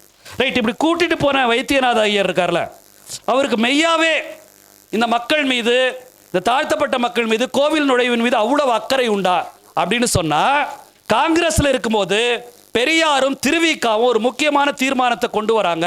தமிழ்நாட்டில் இருக்கிற கோவில்களில் தாழ்த்தப்பட்ட மக்களும் நாடார் மக்களும் போவதற்கான தடையை நீக்க வேண்டும். அதற்கு தடையாக இருக்கிற எல்லா அனுஷ்டானங்களையும் எல்லா சம்பிரதாயங்களையும் களைந்தெறிந்து விட்டு அவர்கள் கோவிலுக்குள் நுழைவதற்கான அனுமதியை வழங்க வேண்டும் என்று திருவிக்கா முன்மொழிய பெரியார் வழிமொழிகிறார். ஆனா அது நடத்திடவே கூடாது, தாழ்த்தப்பட்டவர்களும் நாடார்களும் கோவிலுக்குள்ள வந்துடவே கூடாது, இந்த தேசம் அழிஞ்சே போயிடும் சொல்லி எதிர்த்து அந்த தீர்மானம் நிறைவேறாமல் பார்த்து கொண்டவர் தான் இந்த அயோக்கியத்தனமான வைத்தியநாத ஐயர். இப்படி காங்கிரஸில் இருக்கும்போது பெரியாரும் திருவிக்காவும் கொண்டு வந்த தீர்மானத்தை நிறைவேறாமல் செய்துவிட்டு காந்தியினுடைய அந்த வாக்குக்காக சடங்காக ஒரு நாள் கோவில் நுழைவை செய்த வைத்தியநாத ஐயர் தான் இந்த நாட்டில் கோவில் நுழைவை செய்தாருன்னு சொல்லி வரலாற்றில் பேச ஆரம்பிச்சு அது பாடப்புத்தகம் வரைக்கும் கொண்டு வந்து சேர்த்துட்டாங்க. இன்னைக்கு நம்ம பிள்ளைங்க அதுதான் படிக்குது. இன்னைக்கு நாம திராவிட இயக்கமும் நீதி கட்சி என்ன செய்துச்சுன்னு தெரியலன்னா நம்ம பிள்ளைங்க படிக்கிறதுக்கு மாற்றாக உண்மையான வரலாற்றை நம்மளால சொல்ல முடியாம போயிடும். இதற்காக நம்ம இந்த வரலாற்றை தெரிந்து கொள்ள வேண்டியதாக இருக்கிறது என்பதை நான் உங்களுக்கு சொல்லுகிறேன் நண்பர்களே. அப்ப கோவில் நுழைவில் தெருவில் நடக்கிற உரிமை, சேர்ந்து உண்ணுகிற உரிமை, பெரியாருக்கு கடவுள் நம்பிக்கை இல்லை என்று சொன்னாலும் கடவுள் நம்பிக்கை இருக்கிற மக்களை சாதியின் பெயரால் கோவிலுக்குள் நுழைவதை தடை செய்வதற்கு பெரியார் தான் மிகப்பெரிய போராட்டத்தை முன்னெடுத்து ஒரு அச்சத்தை இந்த சமூகத்தில் உருவாக்கினார். இதை மாற்றி வரலாற்றை யாரோ எழுதுறான். நமக்கு ஒரு பெரிய கொடுமை என்னன்னா, கடந்த 60-70 ஆண்டுகளாக நம்ம ஆள்றோம். இந்த 70 ஆண்டுகளாக இந்த வரலாறுகளை நாம் குழந்தைகளுக்கு கொண்டு போய் சேர்க்கவே இல்லை, பாடங்களில் கொண்டு வந்து சேர்க்கவே இல்லை. பிஜேபி வந்த உடனேயே அங்கே எவெல்லாம் ஷூ நக்குனானோ அவனெல்லாம் வரலாற்றில் சேர்த்து அவனெல்லாம் வரலாற்றினுடைய மிக முக்கியமான ஆளாக சாவர்கரை, வீர சாவர்கர் என்று கொண்டு வந்து சேர்த்துட்டாங்க. ஆனால் நம்ம உண்மையாக நடந்த இந்த போராட்ட வரலாறுகளை நம் தலைமுறைக்கு சொல்ல மறந்துட்டனால்தான் நம்ம தலைமுறைகள் எம்.ஆர். ராதா சொல்ற மாதிரி விசில் அடிச்சாங்க குஞ்சுங்களா மாறி நிற்கிறது. இதுதான் காரணம். ரைட், இப்போ 1920 நீதி கட்சி இங்கே ஆட்சிக்கு வருது. நண்பர்களே, இந்தியாவிலேயே சமூக நீதிக்காக ஒரு கட்சி தொடங்கப்பட்டு சமூக நீதிக்காக ஆட்சிக்கு சமூக நீதிக்காக பல்வேறு சட்டங்களை கொண்டு வந்தது நீதி கட்சி தான். இது உங்களுக்கு தெரியும்.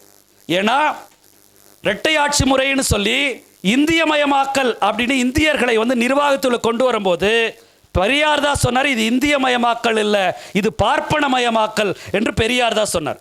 அவங்க தான் இருந்தாங்க.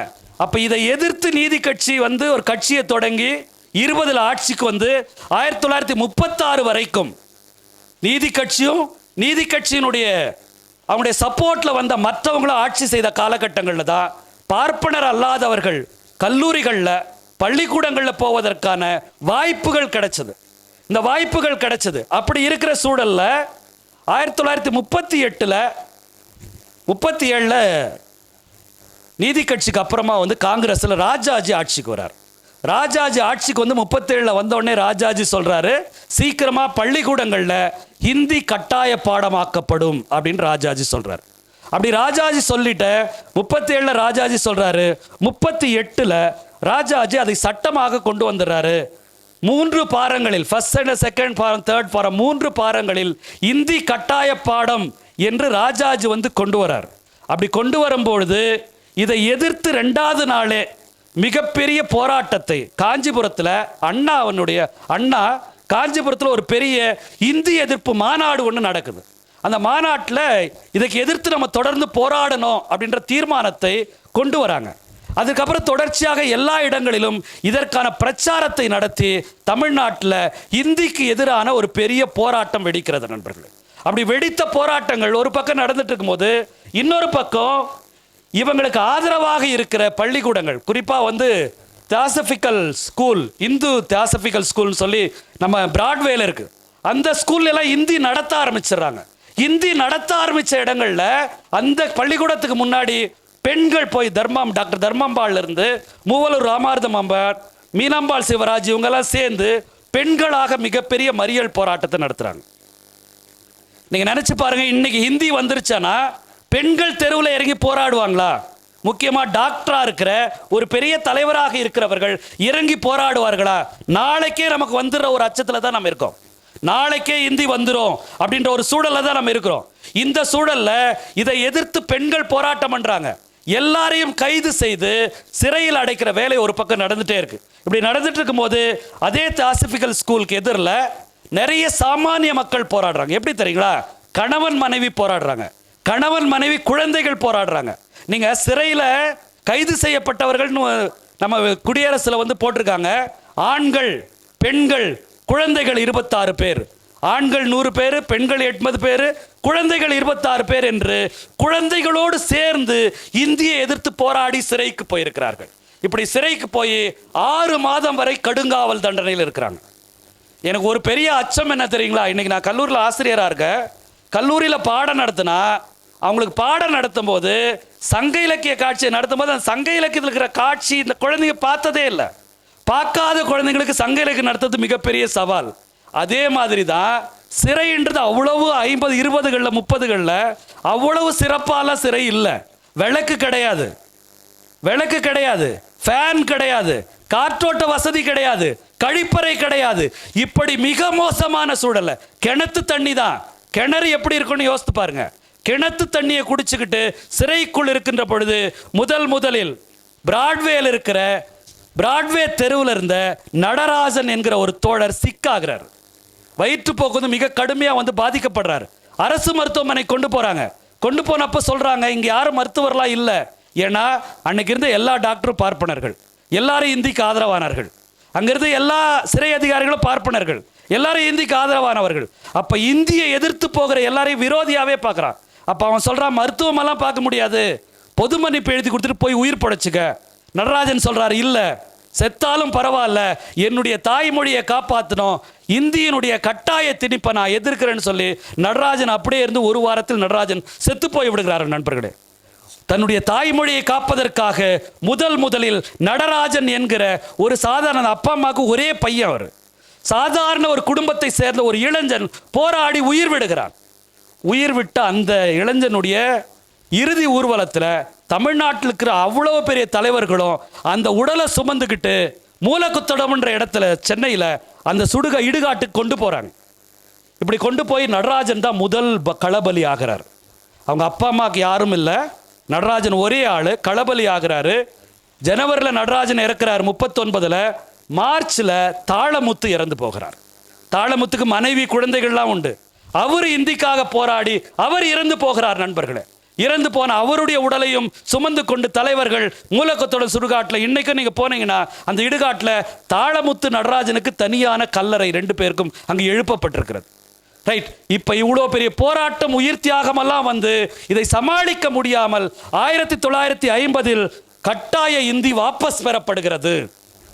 ராஜாஜி சொல்றார், இல்லை இனிமே கட்டாய இந்தி கிடையாது, இந்தி கட்டாயமாக்கப்படாது, விருப்பமானவர்கள் படித்துக் கொள்ளலாம் என்று கட்டாய இந்தி இந்த உயிர் தியாகத்தினாலும் பெரியார் இயக்கம் நடத்திய தொடர் போராட்டத்தினாலும் வாபஸ் பெறப்படுகிறது. வாபஸ் பெறப்பட்டப்ப நடராஜனுடைய அப்பா சொன்னாராம், என் பையன் செத்ததை விட இந்த தாய்மொழிக்கு எதிரான இந்த ஒரு மொழி திணிப்பு வாபஸ் வாங்கினாங்கல்ல, இந்த வெற்றி எனக்கு மகிழ்ச்சியாக இருக்கு, ஆறுதலாக இருக்கு. என் பிள்ளையினுடைய இறப்பை விட இது எனக்கு ஆறுதலாக இருக்கு. இப்படி ஒன்றை கிடைப்பதற்கு என் மகன் உயிர் விட்டான்றது எனக்கு மகிழ்ச்சியாக இருக்குன்னு சொல்லி அந்த ஒரு சாமானிய அந்த தந்தை சொன்னதாக வரலாறு பதிவு செய்கிறது. ரைட். இப்போ முதல் இந்தி. அடுத்து 1948 ஓமந்தூர் ராமசாமி ரெட்டியார் தமிழ்நாட்டினுடைய முதலமைச்சராக வர்றார். அவர் வந்தார். ஏற்கனவே சேரன்மாதேவியிலெல்லாம் ஐயா கூட நின்னாருன்னு சொன்னோம் இல்லைங்களா. ஆனால் காங்கிரஸ்ன்றது ஒரு பார்ப்பனர்களுடைய கட்சி. பெரியார் தான் சொல்வார், காங்கிரஸ் என்பது இந்து மதத்தை காப்பாற்றுகிற கட்சி. இந்து மதம் காங்கிரஸை காப்பாத்துது, காங்கிரஸ் இந்து மதத்தை காப்பாத்துதுன்னு சொல்வார். ஓமந்தூர் ராமசாமி ரெட்டியார் வந்து மறுபடியும் இந்தி கொண்டு வரப்படுகிறது, மறுபடியும் இந்தி திணிக்கப்படுகிறது. இப்போ மறுபடியும் இந்தி திணிக்கப்பட்ட போது மிகப்பெரிய போராட்டம் மறுபடியும் வெடிக்குது. மிகப்பெரிய போராட்டம், பெண்கள் போராடுறாங்க. இப்போ என்ன பண்ணுறாங்கன்னா, பெண்களை போராடுகிற பெண்களை அப்படியே லாரியில் ஏற்றி ஒரு 20 மைல் அந்த அவாந்தரமான இடத்துக்கு கொண்டு போய் அங்கே இறக்கி விட்டுட்டு வந்துடுறானுங்க போலீஸ். வந்துட்டு வர வழியில் இருக்கிற ஊரெலாம் சொல்லிட்டே வருவானா, இந்த பொம்பளைங்கள்லாம் வரும், யாரும் தண்ணி சாப்பாடு கொடுக்காதீங்க, எங்கள் போராடிய பெண்களை தனியான ஒரு இடத்துல கொண்டு போய் இறக்கி விட்டுட்டு திரும்பி வருகிற போது அந்த பெண்களுக்கு தண்ணி கொடுக்காதீங்க, சாப்பாடு கொடுக்காதீங்கன்னு போலீஸ் வழியெல்லாம் இருக்கிற கிராமத்தில் சொல்லிட்டு வருவாங்களா. சிறையில் மிக கடுமையான அடக்குமுறைகள், சிறையில் மிக கடுமையான சித்திரவதைகள் 48 நடக்குது நண்பர்களே. இந்த சூழலில் பெரியாரையும் அண்ணாவையும் கைது செய்கிறாங்க. பெரியார் அண்ணா வந்து முதல் சர்வாதிகாரியாக இருக்கார். சர்வாதிகாரின்றது நீங்கள் கொண்டு வருகிற இந்த கட்டாய இந்தி திணிப்பை எதிர்ப்பது சர்வாதிகாரம் என்றால் முதல் சர்வாதிகாரி நான் என்று அண்ணா தளபதியாக நின்று அந்த போராட்டத்தை செய்கிறார். 1948 அந்த போராட்டம் வெடித்து 49 வரைக்கும் தீராமல் மிகப்பெரிய போராட்டமாக தமிழ்நாட்டில் நடந்து 1950 இரண்டாம் முறையாக இந்தி கட்டாயம் என்பது வாபஸ் பெறப்படுகிறது. வாபஸ் பெறப்படுகிறது நண்பர்களே. 50 வாபஸ் பெற்றுட்டாங்க.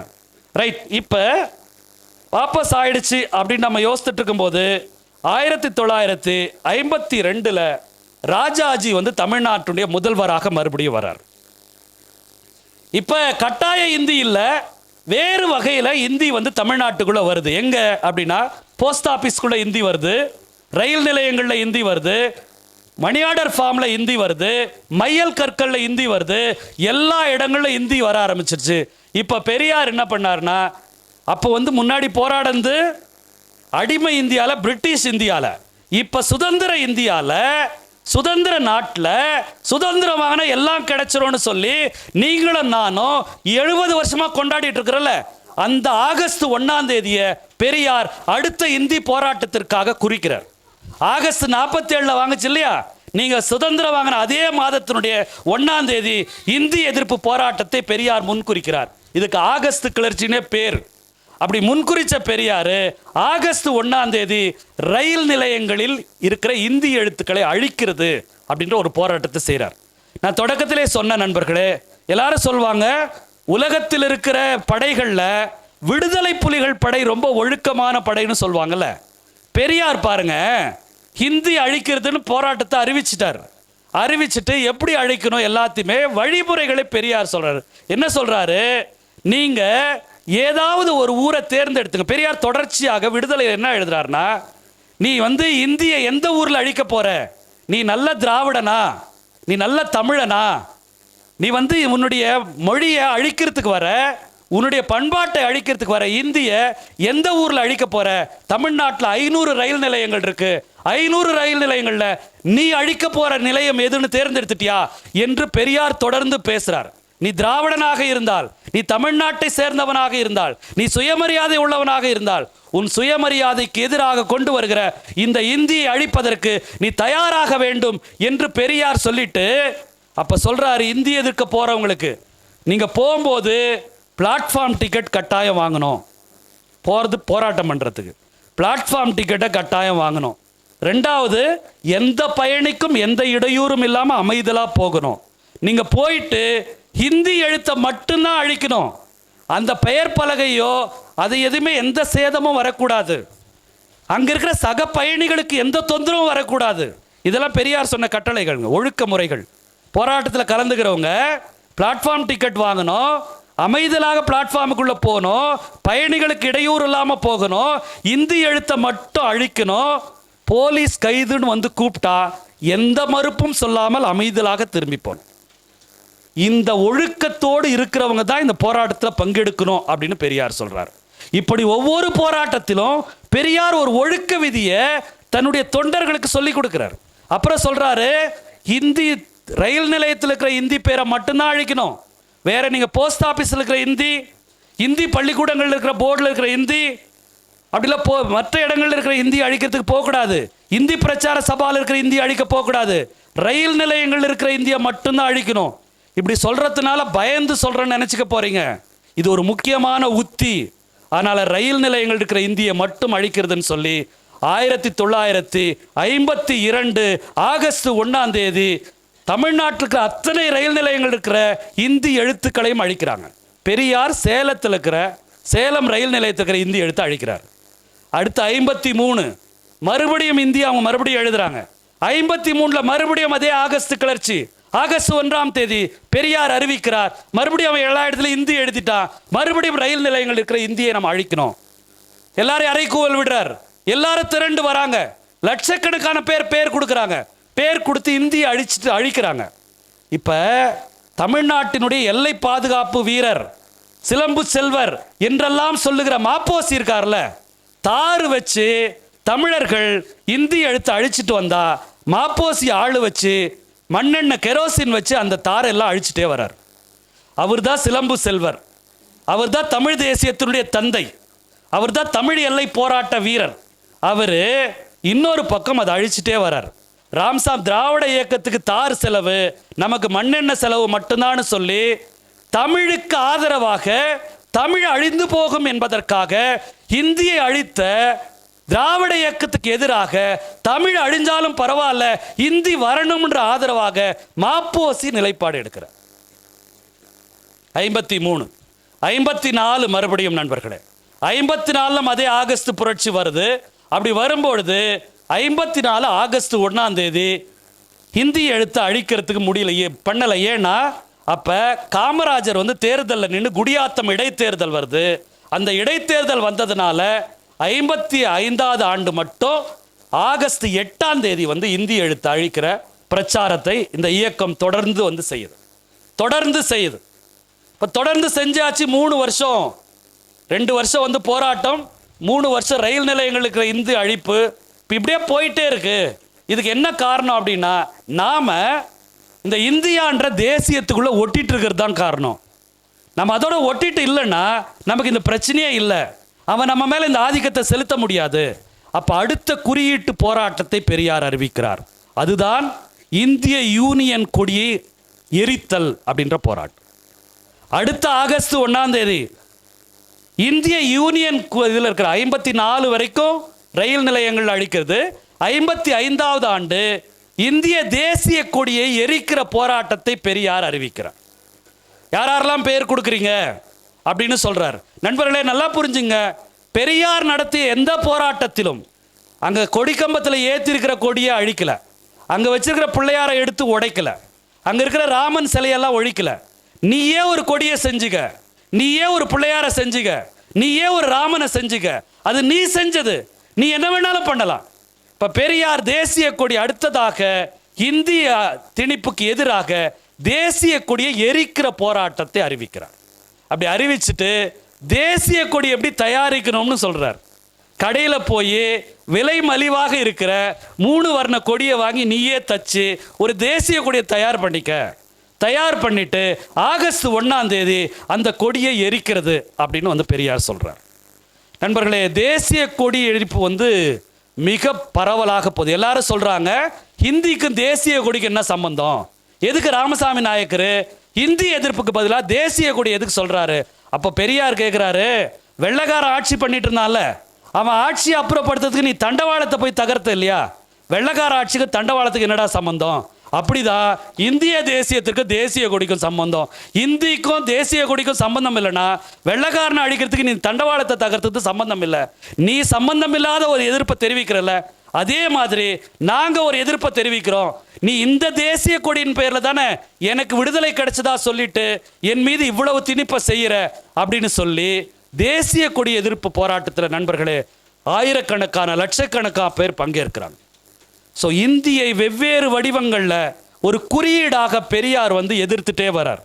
அப்படி எதிர்த்துட்டே வந்து அதில் நிறைய பேர் பங்கேற்று அதில் வந்து அந்த மூவர்ண கொடியெல்லாம் எரிக்கப்படுது. அப்புறம் கொடியெல்லாம் வந்து முழக்கங்களாக கொளுத்தப்பட்டுட்டே வருது. இப்போ இது ஒரு பக்கம், இந்தி ஒரு பக்கம், இந்தியினுடைய ஆதிக்கம் ஒரு பக்கம். இன்னொரு பக்கம் மெல்ல வடநாட்டில் இருக்கிற எல்லாரும் தமிழ்நாட்டுக்குள்ளே கடை விரிச்சுட்டே இருக்கிறான். நீங்கள் இன்றைக்கி வண்ணாரப்பேட்டையில் நீங்கள் சவுகார்பேட்டைக்கு போனீங்கன்னா தமிழ்நாட்டில் இருக்கிற மாதிரியே உங்களுக்கு தோணாது. சென்னை சவுகார்பேட்டையில் தமிழ்நாட்டில் இருக்கிற ஃபீலிங்கே வராது. முழுக்க முழுக்க அவங்களுடைய கோயில், முழுக்க முழுக்க அந்த மக்கள், முழுக்க முழுக்க அவங்களுடைய கலாச்சாரம் மட்டுமே சென்னைக்குள்ளே இருக்குது. நீங்கள் சென்னையில் இன்றைக்கி பல தெருக்களில் இங்கு தமிழ்நாட்டு உணவு கிடைக்கும் என்று போர்டு எழுதி வச்சுருக்காங்க. இன்னைக்கு இருக்குது. அப்போ வடநாட்டு கடைகள் நிறைய இங்கே வருது. துணிக்கடையாக, நகை கடையாக, பத்திரிகை துறையாக, இப்படி நிறைய கடைகள் இங்கே வருது. அதில் முக்கியமாக என்ன பண்ணுறாங்கன்னு சொன்னால், விடுதலை ஆன பிறகு நூல் பகிர்ந்து கொடுக்கணும் நெசவாளர்களுக்கு. அப்படி நூல் பகிர்ந்து கொடுக்கும்போது இந்த ஒன்றிய அரசு என்ன செய்யுதுன்னா, வடநாட்டு நெசவாளர்களுக்கு நூலை பகிர்ந்து கொடுத்து தென்னாட்டு நெசவாளர்களுக்கு நூலே கொடுக்க மாட்டேங்குது. அப்போ தென்னாட்டு நெசவாளர்களுக்கு நூல் கொடுக்காத போது அவங்க தறி போட முடியல. தறி போட்டு துணி செய்ய முடியாததுனால சாப்பாட்டுக்கு வழி இல்லாமல் ஆயிரக்கணக்கான லட்சக்கணக்கான நெசவாளர்கள் பசி பட்னியாகி கஞ்சி தொட்டி திறக்கிற ஒரு நிலைக்கு தமிழ்நாடு மாறி விடுகிறது நண்பர்கள். தமிழ்நாடு முழுக்க கஞ்சி தொட்டி திறப்பு நடக்குது. ஆரணியில், காஞ்சிபுரத்தில், சென்னையில் இருக்கிற மிக முக்கியமான இடங்கள்ல எல்லா இடங்களிலும் கஞ்சி தொட்டி. ஸ்டான்லி ஹாஸ்பிட்டல்னு ஒரு ஹாஸ்பிட்டல் இருக்கு சென்னையில். அந்த ஹாஸ்பிட்டலுக்கு கஞ்சி தொட்டி ஹாஸ்பிட்டல்னே பேர். அங்கே கஞ்சி ஊற்றிருக்காங்க. அப்போ வடநாட்டு முதலாளிகளுக்கு, நெசவாளர்களுக்கு நூலை கொடுத்து அவன் வந்து துணி நெஞ்சு அவன் கொண்டாந்து இங்கே துணி கடை வச்சிருக்கான். நம்ம நாட்டு நெசவாருக்கு நூல் இல்லாததுனால துணி நெய்ய முடியாம வறுமைக்குட்பட்டு அவன் வந்து மிகப்பெரிய வாழ்க்கையை கேள்விக்குறையாகிற நிலைக்கு வந்துடுறாங்க. ஸோ பெரியார் இதை எதிர்த்து மிகப்பெரிய போராட்டத்தை முன்னெடுக்கிறார். வடநாட்டு சுரண்டல் தடுப்பு மறியல் போராட்டம். வடநாட்டு சுரண்டல் தடுப்பு மறியல் போராட்டத்தை பெரியார் 1952 அறிவிச்சு அந்த போராட்டத்தை முன்னெடுக்கிறார்.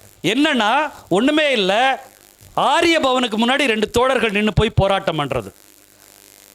கிஷன்சாம் செல்லராம் அப்படின்னு சொல்லி ஒரு கடை, ஒரு துணி கடை சென்னை பிராட்வேல இருந்துச்சு. அந்த கடைக்கு முன்னாடி போய் நின்றுட்டு, மானமுள்ள தமிழர்களே இந்த வடநாட்டாங்கடையில் வாங்காதீங்க, நம்ம நெசவாளர்கள் பட்னியா கிடக்கிறாங்க அப்படின்னு சொல்லி அந்த கடைகளுக்கு முன்னால் நின்று போராடுகிற ஒரு வேலையை செய்கிறாங்க. இந்த போராட்டத்துக்கு தமிழ்நாடு முழுக்க இருந்த மக்கள் நான் போராட்டத்தில் பங்கெடுத்துக்கிறேன்னு சொல்லி நூற்றுக்கணக்கான பேர் வராங்க. போராடின அத்தனை பேரும் தூக்கி ஜெயிலில் போட்டுட்டே இருக்காங்க. ஜெயிலில் போட தினந்தோறும் விடுதலையில் இன்னைக்கு இத்தனை பேர் கைதானாங்க, இப்போ ஜெயிலில் இருக்கிறவங்க 300 பேர், 320 பேர், 400 பேர் என்று ஒவ்வொரு நாளும் கைது செய்யப்பட்டவருடைய வரலாறு வந்துட்டே இருக்கு. இப்படி வந்துட்டே இருக்கும்போது பெரியாரோடு சேர்ந்து இந்த போராட்டத்தை திராவிட முன்னேற்ற கழகமும் முன்னெடுத்துக்குது. திராவிட முன்னேற்ற கழகமும் இந்த போராட்டத்தில் முன்னெடுத்துக்கிட்டு இந்த போராட்டத்தில் பங்கேற்று அவங்க ஒரு முடிவெடுக்கிறாங்க. இனி நாம் நம்முடைய இயக்கத்தினுடைய நிகழ்வுகளில் நம்முடைய தமிழ்நாட்டை சேர்ந்த நெசவாளர்கள் நெய்த கைத்தறி உடைகளை தான் எடுக்கணும். சரி, ஒரு துண்டு எடுத்தால் 1 ரூபா தான் கிடைக்கும். அப்போ என்ன பண்ணுறது, ஒரு பெரிய வேட்டியை எடு, அந்த வேட்டியை துண்டா போத்து அப்படின்னு சொல்லி பெரிய பெரிய வேட்டிகளை எடுத்து மேலே வந்து துண்டா அணிவிக்கிற ஒரு கலாச்சாரத்தை திராவிட முன்னேற்ற கழகம் முன்னெடுக்குது. இப்போ எல்லாரும் கிண்டலாக சொல்லுவாங்களா, அவனுங்க திமுக காரனுங்க வந்து வேட்டியவே துண்டா போடுறவனுங்க. அதுக்கு பின்னாடி இருக்கிற ஒரு விஷயம் என்ன தெரியுங்களா, ஒரு துண்டு வாங்குற பணத்தை விட ஒரு வேட்டி வாங்குற பணத்தில் அந்த நெசவாளருடைய ஒருவேளை பட்னி வந்து நீங்கும். அதனால் இப்படி வேட்டியாக வாங்கி போடுங்க அப்படின்ற ஒரு கலாச்சாரத்தை திராவிட முன்னேற்ற கழகம் செய்கிறது. இப்படி திராவிட முன்னேற்ற கழகம் பெரியாருடைய இயக்கம் தொடர்ச்சியாக செய்த போராட்டத்தின் நீட்சியாக முதல்ல இந்தியாவில் இருக்கிற எல்லா நெசவாளர்களுக்கும், குறிப்பாக தென்னக நெசவாளர்களுக்கு நூலை பகிர்ந்து தருதல் என்கிற உடன்பாட்டிற்கு மத்திய அரசு வருது. மத்திய அரசு வந்த உடனே 526 பேர் கைதான பிறகு, 572 பேர் கைதுக்கு பிறகு பெரியார் இந்த போராட்டத்தை ஒத்தி வைக்கிறேன் என்று அறிவிக்கிறார். ஸோ வடநாடு என்பது வெவ்வேறு வகையில் சுதந்திரம் என்கிற பேரில் நம்மளை அடிமை செய்துட்டே இருக்கு. நம்ம சொல்லுவாங்களே, வடக்கு வாழ்கிறது தெற்கு தேய்கிறது அப்படின்னு சொல்லி இது நடந்துட்டே இருக்கு நண்பர்களே. ஸோ இதில் ஒரு முக்கியமாக 1950 நடந்த முதல் சட்ட திருத்தம். 50 சட்டம் வருது.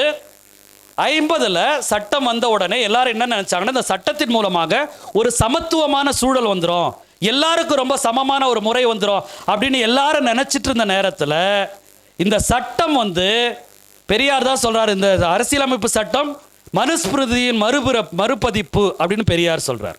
புரட்சியாளர் அம்பேத்கர் சொல்றாரு, இந்த சட்டத்தை என்னை வைத்து எழுதி கொண்டார்கள், பெரும்பான்மை மக்களுக்கு எதிராகத்தான் இந்த சட்டம் இருக்கிறது, இந்த சட்டம் பெரும்பான்மை மக்களுக்கு எதிராக இருக்கிறது என்று கொளுத்த யாராவது முன் வந்தால் முதலில் கொளுத்துபவனாக நானே இருப்பேன் என்று அந்த சட்டத்தை எழுதியவராக சொல்லுகிற அம்பேத்கரே சொல்றார். இப்படி இருக்கிற சூழல்ல சட்டத்தை வந்துருச்சு. வர சூழல்ல ஏற்கனவே நீதி கட்சி ஆட்சிக்கு வந்த போது இங்க ஒரு இடஒதுக்கீடுன்ற ஒரு சூழல் இங்க முத்தைய முதலியார் அவர்களால் கொண்டு வரப்பட்டது. அந்த இடஒதுக்கீடின் மூலமாக, அதுக்கு முன்னாடி எல்லாம் நண்பர்களே, கல்லூரிகளுடைய முதல்வர்கள் தான் கல்லூரி மாணவர்களை தேர்ந்தெடுப்பாங்க. அப்போ பெரும்பாலான கல்லூரி முதல்வர்களாக பார்ப்பனர்களே இருந்ததுனால பார்ப்பன மாணவர்களை தான் அவங்க தேர்ந்தெடுப்பாங்க. பார்ப்பனர் அல்லாத பெரும்பான்மை மாணவர்கள் கல்லூரிக்கே போக முடியாது. பெரியார் இதை தொடர்ச்சியாக விடுதலையில் போட்டுட்டு வந்திருப்பாரு. ஓமந்தூர் ராமசாமியார் ஆட்சியில் எவ்வளோ பார்ப்பனர் அல்லாதார் பச்சையப்பன் கல்லூரியில் இருந்தாங்க, பார்ப்பனர்கள் எவ்வளோ பேர் இருந்தாங்க, இஸ்லாமியர்கள் எவ்வளோ பேர் இருந்தாங்கன்னு போட்டிருப்பார். ராஜாஜி ஆட்சியில் எவ்வளவு பார்ப்பனர் அல்லாத மாணவர்கள், எவ்வளவு பார்ப்பனர்கள் அப்படின்ற ஒரு பட்டியல் போட்டிருப்பாரு. ராஜாஜி ஆட்சியில் பார்ப்பனர்கள் அதிகமாக இருப்பாங்க, பார்ப்பன மாணவர்கள் அதிகமாக இருப்பாங்க. ஓமந்தூரார் போன்ற பார்ப்பனர் அல்லாதார் வரும்போது பார்ப்பனர் அல்லாத மாணவர்களுக்கு வாய்ப்பு கிடைக்கும். அப்போ என்ன பண்ணுறாங்க, முதல்ல ஒரு கல்வி குழு அப்படின்ற ஒரு குழுவை ஏற்படுத்தி அந்த குழுவின் மூலமாக, அந்த கல்வி குழுவின் மூலமாக அந்த கல்வி குழு மாணவர்களை தேர்ந்தெடுக்கிறது அப்படின்ற ஒரு முறையை கொண்டு வராங்க. நீதி கட்சியில் பனகல் அரசர் காலத்தில் அப்படி ஒரு சட்டத்தை கொண்டு வராங்க. ஒரு கல்வி குழுவின் மூலமாக இங்கே பெரும்பான்மை மக்களுக்கு மறுக்கப்பட்டிருக்கிறவர்களை கல்வி உரிமை கொடுக்கணும் அப்படின்ற ஒரு சட்டத்தை கொண்டு வந்த உடனே அப்போதான் பார்ப்பனர் அல்லாத நிறைய மாணவர்கள் கல்லூரிக்குள்ளே போகிறாங்க. இந்த சட்டத்துக்கு பிறகுதான் பெரும்பாலான மாணவர்கள் கல்லூரிக்கு போகிறாங்க. இப்படி கல்லூரிக்கு நிறைய மாணவர்கள் போயிட்டு இருக்கும் பொழுது 1937 மறுபடியும் ராஜாஜி தமிழ்நாட்டினுடைய முதல்வராக வரார். முதல்வராக ராஜாஜி வந்த உடனே ராஜாஜி செய்த முதல் வேலை அந்த கல்லூரி குழுவை கலைச்சார். இந்த கல்லூரி குழு இருக்கிறதுனால தான் பார்ப்பனர் அல்லாதார் நிறைய பேரை உள்ளே எடுக்கிறீங்க. கல்லூரி குழுவை ராஜாஜி கலைச்சார். கலைச்சிட்டு மறுபடியும் பழையபடியே முதல்வர்கள் தேர்ந்தெடுக்கிறதுன்னு சொல்லி பார்ப்பன முதல்வர்கள் மறுபடியும் தலைகீழாக ஒவ்வொரு கல்லூரியிலும் பார்ப்பன மாணவர்கள் நிறைய பேர் இருந்தாங்க, பார்ப்பனர் அல்லாதவர்கள் மிக குறைந்து போனார்கள். இன்னைக்கு IIT IIM போன்ற கல்வி நிறுவனங்களில் பார்ப்பனர்கள் இருக்கிறதுனால தான் அவங்க தான் அதிகமாக இருக்காங்க. இங்கே சென்னை IIT இருக்கிற அந்த டைரக்டர் அறிவிக்கிறாரு, இங்கே சேர்றவங்களுக்கு கர்நாடக சங்கீதம் தெரிந்திருப்பதால் அவர்களுக்கு முன்னுரிமை வழங்கப்படும் அப்படின்னு 2 மாதத்துக்கு முன்னாடி அறிவித்தார். IITயில் இந்தியன் இன்ஸ்டிடியூட் ஆஃப் டெக்னாலஜியில் தொழில்நுட்பம் படிப்பதற்கு முன்னுரிமை கர்நாடக சங்கீதம் கற்றிருத்தல். இப்போ இதுக்குள்ளார ஒளிஞ்சிருக்கிறது என்ன, யாரை உள்ள வர வைக்கிறதுக்கு அவங்க செய்கிறாங்க. இதுதான் அப்போ நடந்தது, இதுதான் அப்போ நடந்தது. இன்னைக்கு பார்ப்பனர்கள் ஆதிக்கம் செலுத்தி கொண்டிருக்கிற அத்தனை நிறுவனங்களிலும் ராஜாஜி 37 இருக்கும்போது எப்படி இருந்துச்சோ அதே மாதிரி பார்ப்பன மாணவர்களும் பார்ப்பன பேராசிரியர்களும் பெரும்பாலாக இருக்கிறார்கள். இதே நம்மளுடைய வரிப்பணத்தில் நடக்கிற அந்த நிறுவனங்களில் நம்மளால போக முடியாத ஒரு நிலையில் இருக்கிறோம். இப்போ இந்த நிலையை எல்லாம் எதிர்த்து பெரியார் ஒரு பெரிய போராட்டத்தை நடத்துகிறாரு. அதில் முக்கியமான நண்பர்களே ஒரு சம்பவம், முதல் சட்ட திருத்தம் சட்டம் வந்த உடனே சண்பகம் துரைராஜ் அப்படின்ற ஒரு பெண்ணு மெடிக்கல் காலேஜில் நான் அப்ளை பண்ணேன், ஆனால் இடஒதுக்கீடுனால எனக்கு சீட்டு கிடைக்காம போயிடுச்சுன்னு சொல்லி ஒரு வழக்கு போடுறாங்க. CR சீனிவாசன் அப்படின்ற ஒரு பார்ப்பன மாணவர், நான் என்ஜினியரிங் காலேஜில் அப்ளை பண்ணேன், ரிசர்வேஷனால தான் எனக்கு கிடைக்காம போயிடுச்சுன்னு கேஸ் போடுறாங்க. கேஸ் போட்டால் இந்த கேஸுக்கு அவங்களுக்கு ஆதரவாக இந்திய அரசியலமைப்பு சட்டத்தை உருவாக்குனாங்கல்ல, அந்த குழுவில் இருந்த அல்லாடி கிருஷ்ணசாமி ஐயர் என்கிற பார்ப்பனர் அவங்களுக்கு ஆதரவாக வாதாடுறார்.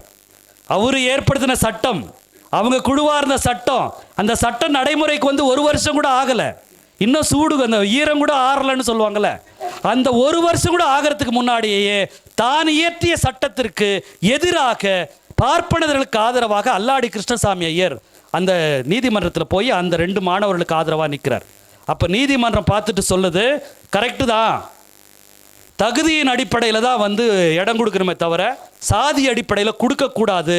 எனவே சாதி அடிப்படையில் வந்து இடம் கொடுக்கறத வந்து நீக்கப்படணும், இவங்களுடைய வழக்கு வந்து செல்லுபடி ஆகும்னு சொல்லி தீர்ப்பு கொடுத்துட்றார். இந்த தீர்ப்பை எடுத்துட்டு உச்சநீதிமன்றத்துக்கு போகிறாங்க. உச்சநீதிமன்றமும் என்ன சொல்லுது, உயர்நீதிமன்றம் சொன்னது உண்மைதான், சாதி பார்த்தெல்லாம் வந்து இடம் கொடுக்கக்கூடாது, கல்லூரிகளில் பள்ளிகளில் திறமையை பார்த்து தான் கொடுக்கணும் என்று உச்சநீதிமன்றமும் அந்த தீர்ப்பை உறுதி செய்கிறது. நண்பர்களே, இப்போ சட்டத்தில் என்ன இடம் இருக்குன்னா, வேலை வாய்ப்பில் பார்ப்பனர் அல்லாதவர்களுக்கு இடம், ஆனால் கல்வியில் வந்து இடஒதுக்கீடு கிடையாது. இப்போ பெரியார் வந்து என்ன பண்ணிட்டாருன்னா, ஏதோ ஒரு முக்கியமானது ஆய்வு பண்ணி பார்த்தா, அந்த சண்முகம் துரைராஜ்னு ஒரு அம்மா மெடிக்கல் காலேஜில் நான் போட்டேன் எனக்கு கிடைக்கலன்னாங்கல்ல, அவங்க மெடிக்கல் காலேஜுக்கு அப்ளை பண்ணவே இல்லை. மெடிக்கல் காலேஜுக்கு அப்ளை பண்ணவே இல்லை. தான் அப்ளை பண்ணாத ஒன்று அப்ளை பண்ணதாகவும் கிடைக்காத ஒன்று கிடைக்காம போச்சுன்னு சொல்லி ஒரு பொய்யா ஒரு வழக்கை வந்து அவங்க பதிவு செய்கிறாங்க. அப்போ எல்லாரும் சொல்கிறாங்க, இது ஃபேக்கான வழக்கு ஃபேக்காக இருந்தால் கூட பரவாயில்ல, ஆனால் இது செல்லும், திறமையின் அடிப்படையில் தான் இடம் கொடுக்கணும் அப்படின்னு சொல்லி, திறமையின் அடிப்படையில் தான், சாதியின் அடிப்படையில் கொடுக்கக்கூடாதுன்னு சொல்லி இந்த வகுப்பு வாரி பிரதிநிதித்துவத்தை மறுக்கிற ஒரு வேலையை செய்து இப்போதான் பெரியார் தமிழ்நாடு முழுக்க எல்லாரையும் கூப்பிடுறார். மிகப்பெரிய ஆபத்து வந்திருக்கிறது, நமக்கு வேலை வாய்ப்பில் இடஒதுக்கீடுன்னு சொல்கிறான், கல்வி கொடுத்து தானே நீ வேலை வாய்ப்புக்கு போக முடியும், கல்வியை மறுத்துட்டு வேலை வாய்ப்பில் வந்து சேர்ந்துக்கினா எப்படி சேர முடியும் அப்படின்னு சொல்லி ஒரு பெரிய போராட்டத்துக்கு பெரியார் கூப்பிடுறார். அப்போதான் வழக்கமாக பெரியார் எந்த போராட்டம் நடத்தினாரோ மாணவர்களை இந்த போராட்டத்தில் சேர்க்க மாட்டார். நீ ஒழுங்காக போய் படி, நீ படிக்கணுன்றதுக்காக நாங்கள் ரோட்டில் இறங்கி போராடுறோம். ஆனால் முதலில் பெரியார் மாணவர்களை இறங்கி போராடுங்கன்னு சொல்லி அழைப்பு விடுத்தது இந்த சட்ட திருத்தத்துக்காக தான். இந்த சட்டத்தில் எங்களுக்கு வேலை வாய்ப்பில் இடஒதுக்கீடுன்றால இல்லை, கல்வியிலும் வேலை வாய்ப்பிலும் இடஒதுக்கீடு வேணும் என்கிற ஒரு பெரிய போராட்டத்தை பெரியார் தமிழ்நாடு முழுக்க நடத்துறார். எல்லா என்ஜினியர்ஸ் டாக்டர்ஸையும் கூப்பிடுறார், அரசு ஊழியர்களை கூப்பிடுறார். அரசு ஊழியர்கிட்ட சொல்றாரு, உங்களால் பங்கேற்க முடியலனா உங்க மனைவிகளை அனுப்புங்க, இந்த போராட்டத்தில் பங்கெடுத்துக்கணும்னு சொல்லி மனைவிகளை அனுப்புங்கன்னு சொல்லி எல்லா தரப்பு மக்களும் பெற்றோர்களை எல்லாரையும் போராட்டத்துக்கு பெரியார் வந்து அழைக்கிறார். அப்படி அழைச்சி மிகப்பெரிய போராட்டம் நடக்கிறது. நண்பர்களே, இந்த போராட்டத்தை தாழாமல் முதலாக இந்திய அரசியலமைப்பு சட்டம் திருத்தப்பட்டது. பார்ப்பனர் அல்லாத மக்களுக்கு கல்வியிலும் வேலை வாய்ப்பிலும் இடஒதுக்கீடு என்கிற திருத்தத்தை சட்டம் வந்த ஒரே ஆண்டுக்குள் பெரியார் தன் போராட்டத்தினால் மிகப்பெரிய திருத்தத்தை செய்தார். இன்றைக்கு நாம் அனுபவிச்சுருக்கிறோம் இல்லையா, இந்த இடஒதுக்கீடுக்கு வித்தானது அந்த திருத்தம் தான். அந்த சட்ட திருத்தத்தால தான் இன்னைக்கு நாம இடஒதுக்கீடுன்ற ஒரு விஷயத்தை அனுபவிச்சுட்டு இருக்கிறதுக்கு அதுதான் காரணம். இப்படி அனுபவிச்ச இந்த சட்டத்தை டிக்ளேர் பண்ணும்போது நேரு சொல்றாரு, இந்த சட்ட திருத்தம் தமிழ்நாட்டு மக்களிடத்தில் எழுந்த எழுச்சி, அங்க பெரியார் ராமசாமி என்கிற ஒருவருடைய ஒற்றை சொல்லை கேட்டு அந்த தமிழ்நாடே வந்து கூடி நிற்குது, அவர்கள் உருவாக்கத்தினால்தான் இந்த சட்ட திருத்தம் வந்தது என்று நேரு அறிவிக்கிறார். இன்னைக்கும் நாடாளுமன்ற குறிப்பில் அது இருக்கு. ரைட். இதுக்கு அடுத்து பிள்ளையார் சிலை உடைப்பை பெரியார் அறிவிக்கிறார். பிள்ளையார் சிலையை கொண்டு வந்து இங்கே வைக்கிறான், அது வந்து முதன்மை கடவுள்னு சொல்றான். பிள்ளையார் சிலை உடைப்பை பெரியார் அறிவிக்கிறார். என்னைக்கு அறிவிக்கிறார்னா, புத்தருடைய 2500வது பிறந்த நாளில் பிள்ளையார் சிலை உடைப்பு அப்படின்னு அறிவிக்கிறார். என்ன புத்தருக்கும் பிள்ளையாருக்கும்? புத்தர் என்பது அறிவு, புத்தர் என்பது சிந்தனை, புத்தம் என்பது அறிவு. அறிவை மழுங்கடிச்சிட்டு அதே அரச மரத்தடியில் பிள்ளையார் என்கிற ஒரு கற்பிதத்தை கொண்டு வந்து வச்சிருக்கிறான். எனவே அதை உடைக்கணும். பெரியாருக்கு பிள்ளையார் மேலே எந்த வருத்தமும் இல்லை. இந்த மக்கள் நம்புறான்ல, இது முதன்மை கடவுள், மேலே பிள்ளையார் சொல்லி போட்டுன்னு இப்போ வரைக்கும் செய்கிறானுங்கல்ல, இது ஒன்றுமே இல்லடான்னு காட்டுறதுக்காக பெரியார் அதை செய்கிறார். அப்போ பெரியார் சொன்னார், இந்த போராட்டத்தில் நீங்களே பிள்ளையாரை செய்துக்குங்க. கோயிலில் இருக்கிற பிள்ளையாரையோ ரோட்டோரம் இருக்கிற பிள்ளையாரையோ அந்த பிள்ளையாரெலாம் இல்லை, நீயே மண் எடுத்துகிட்டு போய் இல்லை மண்ணுடைய யார்கிட்ட சொல்லி ஒரு பிள்ளையாரை செய். அந்த பிள்ளையாரை செஞ்சு வீட்டில் வச்சுட்டு சொல்கிற அன்னைக்கு உடைக்கணும் அப்படின்னு பெரியார் சொல்கிறார். இதற்கு முன்பதாக தென் சென்னை மாவட்டத்தில் நடந்த திராவிடர் கழக மாநாட்டில் 27ஆம் தேதி, ஏப்ரல் 27ஆம் தேதி ஒரு மாதிரி பிள்ளையார் சிலையை பெரியார் வந்து அந்த மாநாட்டில் சொல்கிறாரு. இந்த மாதிரி நாம் உடைக்க போகிறோம்ல அந்த பிள்ளையார் இப்படி தான்னு சொல்லி இந்த பிள்ளையாரை உடைக்கிறதுக்கு முன்னாடியே உடைக்கலாமான்னு கேட்குறாரு. மக்கள்லாம் உடைக்கலான்னு சொல்கிறாங்க. அவங்க முன்னாடியே அந்த பிள்ளையாரை பெரியார் உடைச்சி காட்டுறார். உடைச்சி காட்டிட்டு இதே மாதிரி தான் நீங்கள் தமிழ்நாடு முழுக்க எல்லா இடங்களிலும் நீங்கள் செய்த பிள்ளையாரை, நீங்கள் வாங்கிய பிள்ளையாரை உடைங்க அப்படின்னு அறிவித்து தமிழ்நாடு முழுக்க லட்சக்கணக்கான பிள்ளையார் சிலைகள் உடைக்கப்பட்டது. நண்பர்களே, இன்னைக்கு நினைச்சு பாருங்க, இன்னைக்கு இப்படி ஒரு அறிவிப்பை சொல்ல முடியுமா? இப்படி ஒரு எண்ணத்தை வந்து சொல்ல முடியுமா? லட்சக்கணக்கு பெரியார் வந்து திருச்சியில் பிள்ளையார் சிலையை உடைக்கிறார். அந்த கூட்டத்தில் இருந்த பெரியார் மேலே, எம்ஆர் ராதா மேலெல்லாம் வழக்கு போடுறாங்க. ஆனால் லட்சக்கணக்கான பிள்ளையார்கள் தமிழ்நாடு முழுக்க உடைக்கப்பட்டு, நீங்கள் நம்புகிற இந்த கடவுளுக்கு எந்த சக்தியும் இல்லை, இது நாம் கையால் செய்த ஒரு பொம்மை. பெரியார் சொன்னது பிள்ளையார் சிலை இல்லை, பிள்ளையார் பொம்மை உடைத்தல். இந்த பொம்மை தான், இந்த பொம்மைக்கு ஒன்றுமே சக்தி இல்லை பாருங்க என்பதை எதையெல்லாம் இந்த மக்களுக்கிட்ட மூட நம்பிக்கையாக திணித்திருக்கிறார்களோ அதை கட்டுடைக்கிற வேலையை பெரியார் செய்கிறார். பெரியார் பிள்ளையாரை உடைச்சதுன்றது, பெரியார் தேசிய கொடியை எரிச்சதுன்றது கொடியை எரிக்கிறதோ சிலையை உடைக்கிறதோ இல்லை, அது ஒரு குறியீடு. அவன் உன் மேல திணிச்சிருக்கிற அடிமைத்தனத்தினுடைய அடையாளம் பிள்ளையார் என்பதற்காக பிள்ளையார் சிலையை பெரியார் வந்து உடைக்கிறார். ரைட், படிக்கிறதுக்கு ஏற்பாடு பண்ணுங்க. ராஜாஜி பேசுறார் அந்த கூட்டத்தில். நீங்கள் ஊவர்மன்லே தோய்ங்க, தலைமை படம்லாம் கொடுக்க முடியாது. அப்புறம் முக்கியமாக ஒரு விஷயம் ஞாபகம் வச்சுங்க, உங்கள் பிள்ளைங்க படித்து என்ன பண்ண போகிறாங்க? உங்கள் தொழிலை பழக்குங்க உங்கள் பிள்ளைக்கு. நீங்கள் வண்ணாராக இருக்கிறீங்கள, வண்ணார் தொழிலை உங்கள் பிள்ளைக்கு பழக்குங்க. எல்லாரும் படிச்சுட்டா கவர்மெண்ட் எப்படி வேலை கொடுக்கும்? எல்லாருமே படிக்கிறதுக்கு வந்துட்டா, எல்லாரும் படிச்சுட்டா யார் வேலை கொடுக்கறது? வேலை கொடுக்க முடியாது. உங்கள் பிள்ளைகளை நீங்கள் உங்கள் தொழிலுக்கு பழக்குங்கள் அப்படின்னு சொல்கிறார். இப்போ ஒரு வாரமாக சோசியல் மீடியாவில் ஒரு இது பரவிட்டு இருக்கு. ஒரு சாமியார் சொல்கிறாரு, தொழிலையும் பிறப்பையும் சேர்த்து வச்சு எவ்வளோ பெரிய சயின்ஸை நம்முடைய இந்து மதம் செஞ்சுருக்கு. சயின்ஸ் அது, தொழிலையும் பிறப்பையும் சேர்த்து வச்சேன்னா அன்ட்ரெயின்டாக அவன் ட்ரெயின்ட் ஆயிடுறான். அவனை ட்ரைனிங் பண்ணுறது எவ்வளோ பெரிய கஷ்டம். அப்போ நீங்கள் வந்து பிறப்போடு சம்மந்தப்படுத்திட்டிங்கன்னா அந்த தொழிலுக்கு ட்ரெயின் பண்ணாமே அவன் வந்து கருவிலேயே அப்படியே ட்ரெயின் ஆகி வந்துடுவான். அப்போ எல்லா தொழிலும் வரும் அப்படின்னு அதை விதந்தோதுகிற ஒரு பேச்சு இன்னைக்கு வரைக்கும் மேடையில் பேசுகிறான். அப்போ இப்படி பெரிய ராஜாஜி அறிவிச்சுட்டு வந்த உடனே ராஜாஜி ஒரு கல்விக் கொள்கை அறிவிக்கிறாரு. மாடர்ன் பிரைமரி எஜுகேஷன் சிஸ்டம் என்று அறிவிக்கிறார்.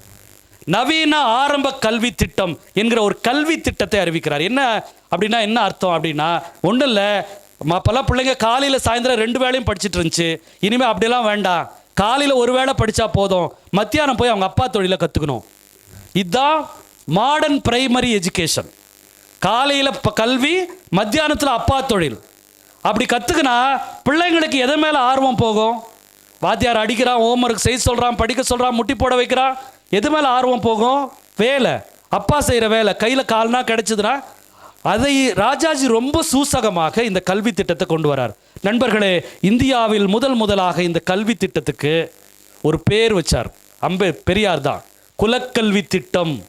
ஒரு மாடர்ன் பிரைமரி எஜுகேஷன் சிஸ்டம்னார்ல, அது மாடர்ன் பிரைமரி எஜுகேஷன் சிஸ்டம் இல்லை, இது குலக்கல்வி திட்டம். அப்பன் தொழிலை புள்ள செய்யணுன்ற அயோக்கியத்தனமான திட்டம். இதை எதிர்த்து போராட வேண்டும் என்று மறுபடியும் பெரியார் ரோட்டுக்கு வரார். நீங்கள் நினச்சி பாருங்க, ஒரு தலைவர் முதலமைச்சர் ஆகணும், எம்எல்ஏ ஆகணும், எந்த இதுவும் இல்லாமல் தொடர்ச்சியாக ஒரு சொஃபஸ்டிகேட்டடான லைஃப்பை லீட் பண்ணாமல் இப்படியான மக்களின் போராட்டத்திற்கு, மக்களின் அறியாமைக்கு விழிப்புணர்வை சொல்லிக்கொண்டு போராட்டங்களை அடுத்து தொய்வுறாமல் செய்து கொண்டிருக்கிற ஒரு தலைவராக பெரியார் இருக்கிறார். பெரியார் முன்னெடுக்கும் போது சொல்றாரு, ராஜாஜி நண்பர்களே 52 முதல் பொது தேர்தல் வந்துச்சு. காங்கிரஸும் கம்யூனிஸ்ட் கட்சியினுடைய கூட்டணி கட்சியும் தேர்தலில் போட்டியிடுது. கம்யூனிஸ்ட் கட்சி கூட்டணி தான் ஜெயிக்குது, ஐக்கிய முன்னணி தான் ஜெயிக்குது. ஆனால் வெற்றி பெறாத காங்கிரஸ் வந்து ஆட்சி அமைக்க முடியாமல் இருக்குது. அந்த நேரத்தில் முதல்ல ஸ்ரீ பிரகாசா என்கிற ஒரு ஆளுநரை நேரு தமிழ்நாட்டில் நியமிக்கிறார். நினைச்சிங்க, இந்த தொடக்கம் ஆளுநரை நியமிக்கிறாங்க.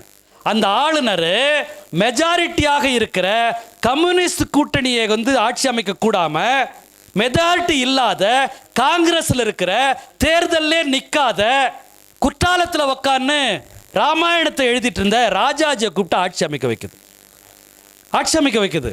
மைனாரிட்டி எதுவுமே இல்லை, ராஜாஜி தேர்தலே நிக்கல, அந்த ராஜாஜியை கூப்பிட்டு ஆட்சி அமைக்க வைக்குது. இதுதான் கவர்னர் அப்படின்ற ஒரு ஆயுதத்தை இந்த ஒன்றிய அரசு, இந்த சனாதன அரசு எப்படி பயன்படுத்துகிறது? இதற்கு முதல் தொடக்கம் செய்தவர் நேரு. இந்த ஸ்ரீ பிரகாசா அவரை கூப்பிட்டுறார். இப்போ என்ன சிக்கல் ஆயிடுச்சுன்னா, அந்த ஐக்கிய கூட்டணியில் பிரகாசம்ன்ற ஒரு பார்ப்பனரை நிற்கிறத அவங்க முடிவு பண்ணுறாங்க. இப்போ பெரியார் என்னன்றாரு, ஒரு தெலுங்கு பாப்பானை விட ஒரு தமிழ் பாப்பா ராஜாஜே இருந்துட்டு போட்டோம் அப்படின்ற முடிவுக்கு பெரியார் வந்துட்டார். வந்த நேரத்தில் வந்த உடனே பெரியார் ராஜாஜி அவர் வேலையை காட்ட ஆரம்பிச்சு இந்த மாதிரி குலக்கல்வியை கொண்டு வந்தோடனே பெரிய போராட்டம், சட்டமன்றத்துக்கு எதிராக போராட்டம், பள்ளிகள் ஆரம்ப பள்ளிகளுக்கு எதிரான போராட்டம் என்று போராட்டம் வெடிக்கிறது. தொண்டு வீராசாமி என்கிற நாடாளுமன்ற உறுப்பினர், குத்தூசி குருசாமி போன்றவர்கள் சட்டமன்றத்துக்கு முன்னாடி நின்று போராடுறாங்க. முதலாக குலக்கல்விக்கு எதிராக போராடிய ஒரு நாடாளுமன்ற உறுப்பினரை கைது செய்து சிறையில் அடைக்கப்படுறார் தொண்டு வீராசாமி. ஆரம்ப பள்ளிகளுக்கு முன்னாடி பெற்றோர்களை கூப்பிடுறார் பெரியார், வாங்க உங்க பிள்ளைங்களுடைய வாழ்க்கை போகும், உங்க பிள்ளைங்களுடைய வாழ்க்கை பறிப்போது, ஒரு பறிப்போற கல்விக் கொள்கை என்ற உடனே அவங்களெல்லாம் ரோட்டுக்கு மிகப்பெரிய போராட்டத்தை குலக்கல்விக்கு எதிராக நடத்துகிறார்கள். குலக்கல்வி பிரச்சார படை திருச்சியிலிருந்தோம் தஞ்சாவூர்லேருந்தோம் சென்னையை நோக்கி நடந்து வருது. வழியெல்லாம் ராஜாஜி ஒரு கல்விக் கொள்கையை கொண்டு வந்திருக்கிறாரு, அதனுடைய யோக்கியதை என்ன தெரியுமா? உங்க பிள்ளைங்களை எல்லாம் உங்க குலத்தொழிலை செய்வதற்கான ஏற்பாட்டை ராஜாஜி செய்கிற இந்த கல்வி திட்டம் வேண்டுமா என்ற விழிப்புணர்வை வழிநடுக சொல்லிட்டே நடந்து வராங்க. அந்த பிரச்சார குழு சென்னையை சேர்றதுக்குள்ளார ராஜாஜி உடம்பு சரியில்லைன்னு சொல்லி தன்னுடைய பதவியை ராஜினாமா செய்கிறார். இந்த போராட்டத்தை தாக்குப்பிடிக்க முடியாமல், இந்த போராட்டத்தை முன்னால தன்னுடைய சட்டம் ஒன்றும் செல்லுபடி ஆகாது. ஏன்னா ஒரு பெரிய நீண்ட நெடிய பெரியாரின் போராட்டத்தை முதல்வராக இருந்து பார்த்த ஒரே ஆள் ராஜாஜி. ராஜாஜி பெரியாருக்கு முன்னாடி ஒன்றும் பண்ண முடியாதுன்னு ராஜினாமா பண்ணிட்டு போயிடுறாரு. அதற்கு பிறகு காமராஜர் முதலமைச்சராக அந்த சட்டத்தை நீக்கிட்டு எல்லா இடங்களிலும் பள்ளிக்கூடங்கள் திறக்கிற ஒரு மிகப்பெரிய மாபெரும் கல்வி புரட்சியை செய்தவர் பெரியார். நண்பர்கள், செய்தவர் பெரியார். நீங்க நினைச்சு பாருங்க. நான் நினைக்கிறேன், நான் 5வது ஃபெயில் ஆனேன், நான் 10வது 3 வருஷம் ஃபெயில். ஒருவேளை அப்போ அந்த குலக்கல்வி தொடர்ந்து இருக்குமானால் நான் 5வதுக்கு மேலே பாஸ் பண்ணியிருப்பேனான்னு தெரியாது.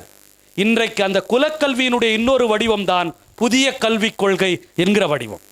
புதிய கல்விக் கொள்கையில் 3வதுல கவர்மெண்ட் எக்ஸாம், 5வதுல கவர்மெண்ட் எக்ஸாம், 8வதுல கவர்மெண்ட் எக்ஸாம், 9வது 10வது 11வதுல கவர்மெண்ட் எக்ஸாம்.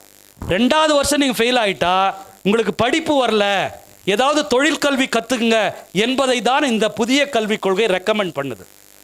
அப்ப அன்னைக்கு குலக்கல்வியை பெரியார் ஒழித்தார். இன்றைக்கு குலக்கல்வி புதிய கல்விக் கொள்கை என்கிற பெயரில் மறுபடியும் இங்கே வருகிறது. அன்னைக்கு இந்தியை பெரியார் ஒழித்தார், இன்றைக்கு இந்தி மறுபடியும் மும்மொழி கொள்கை என்கிற பெயரில் மறுபடியும் வருகிறது. இப்படி குலக்கல்வி என்பதை ஒழித்து எல்லோருக்கும் கல்வி கிடைக்கிற ஒரு கல்வி புரட்சியை பெரியார் தொடங்கி வைக்கிறார். நண்பர்களே,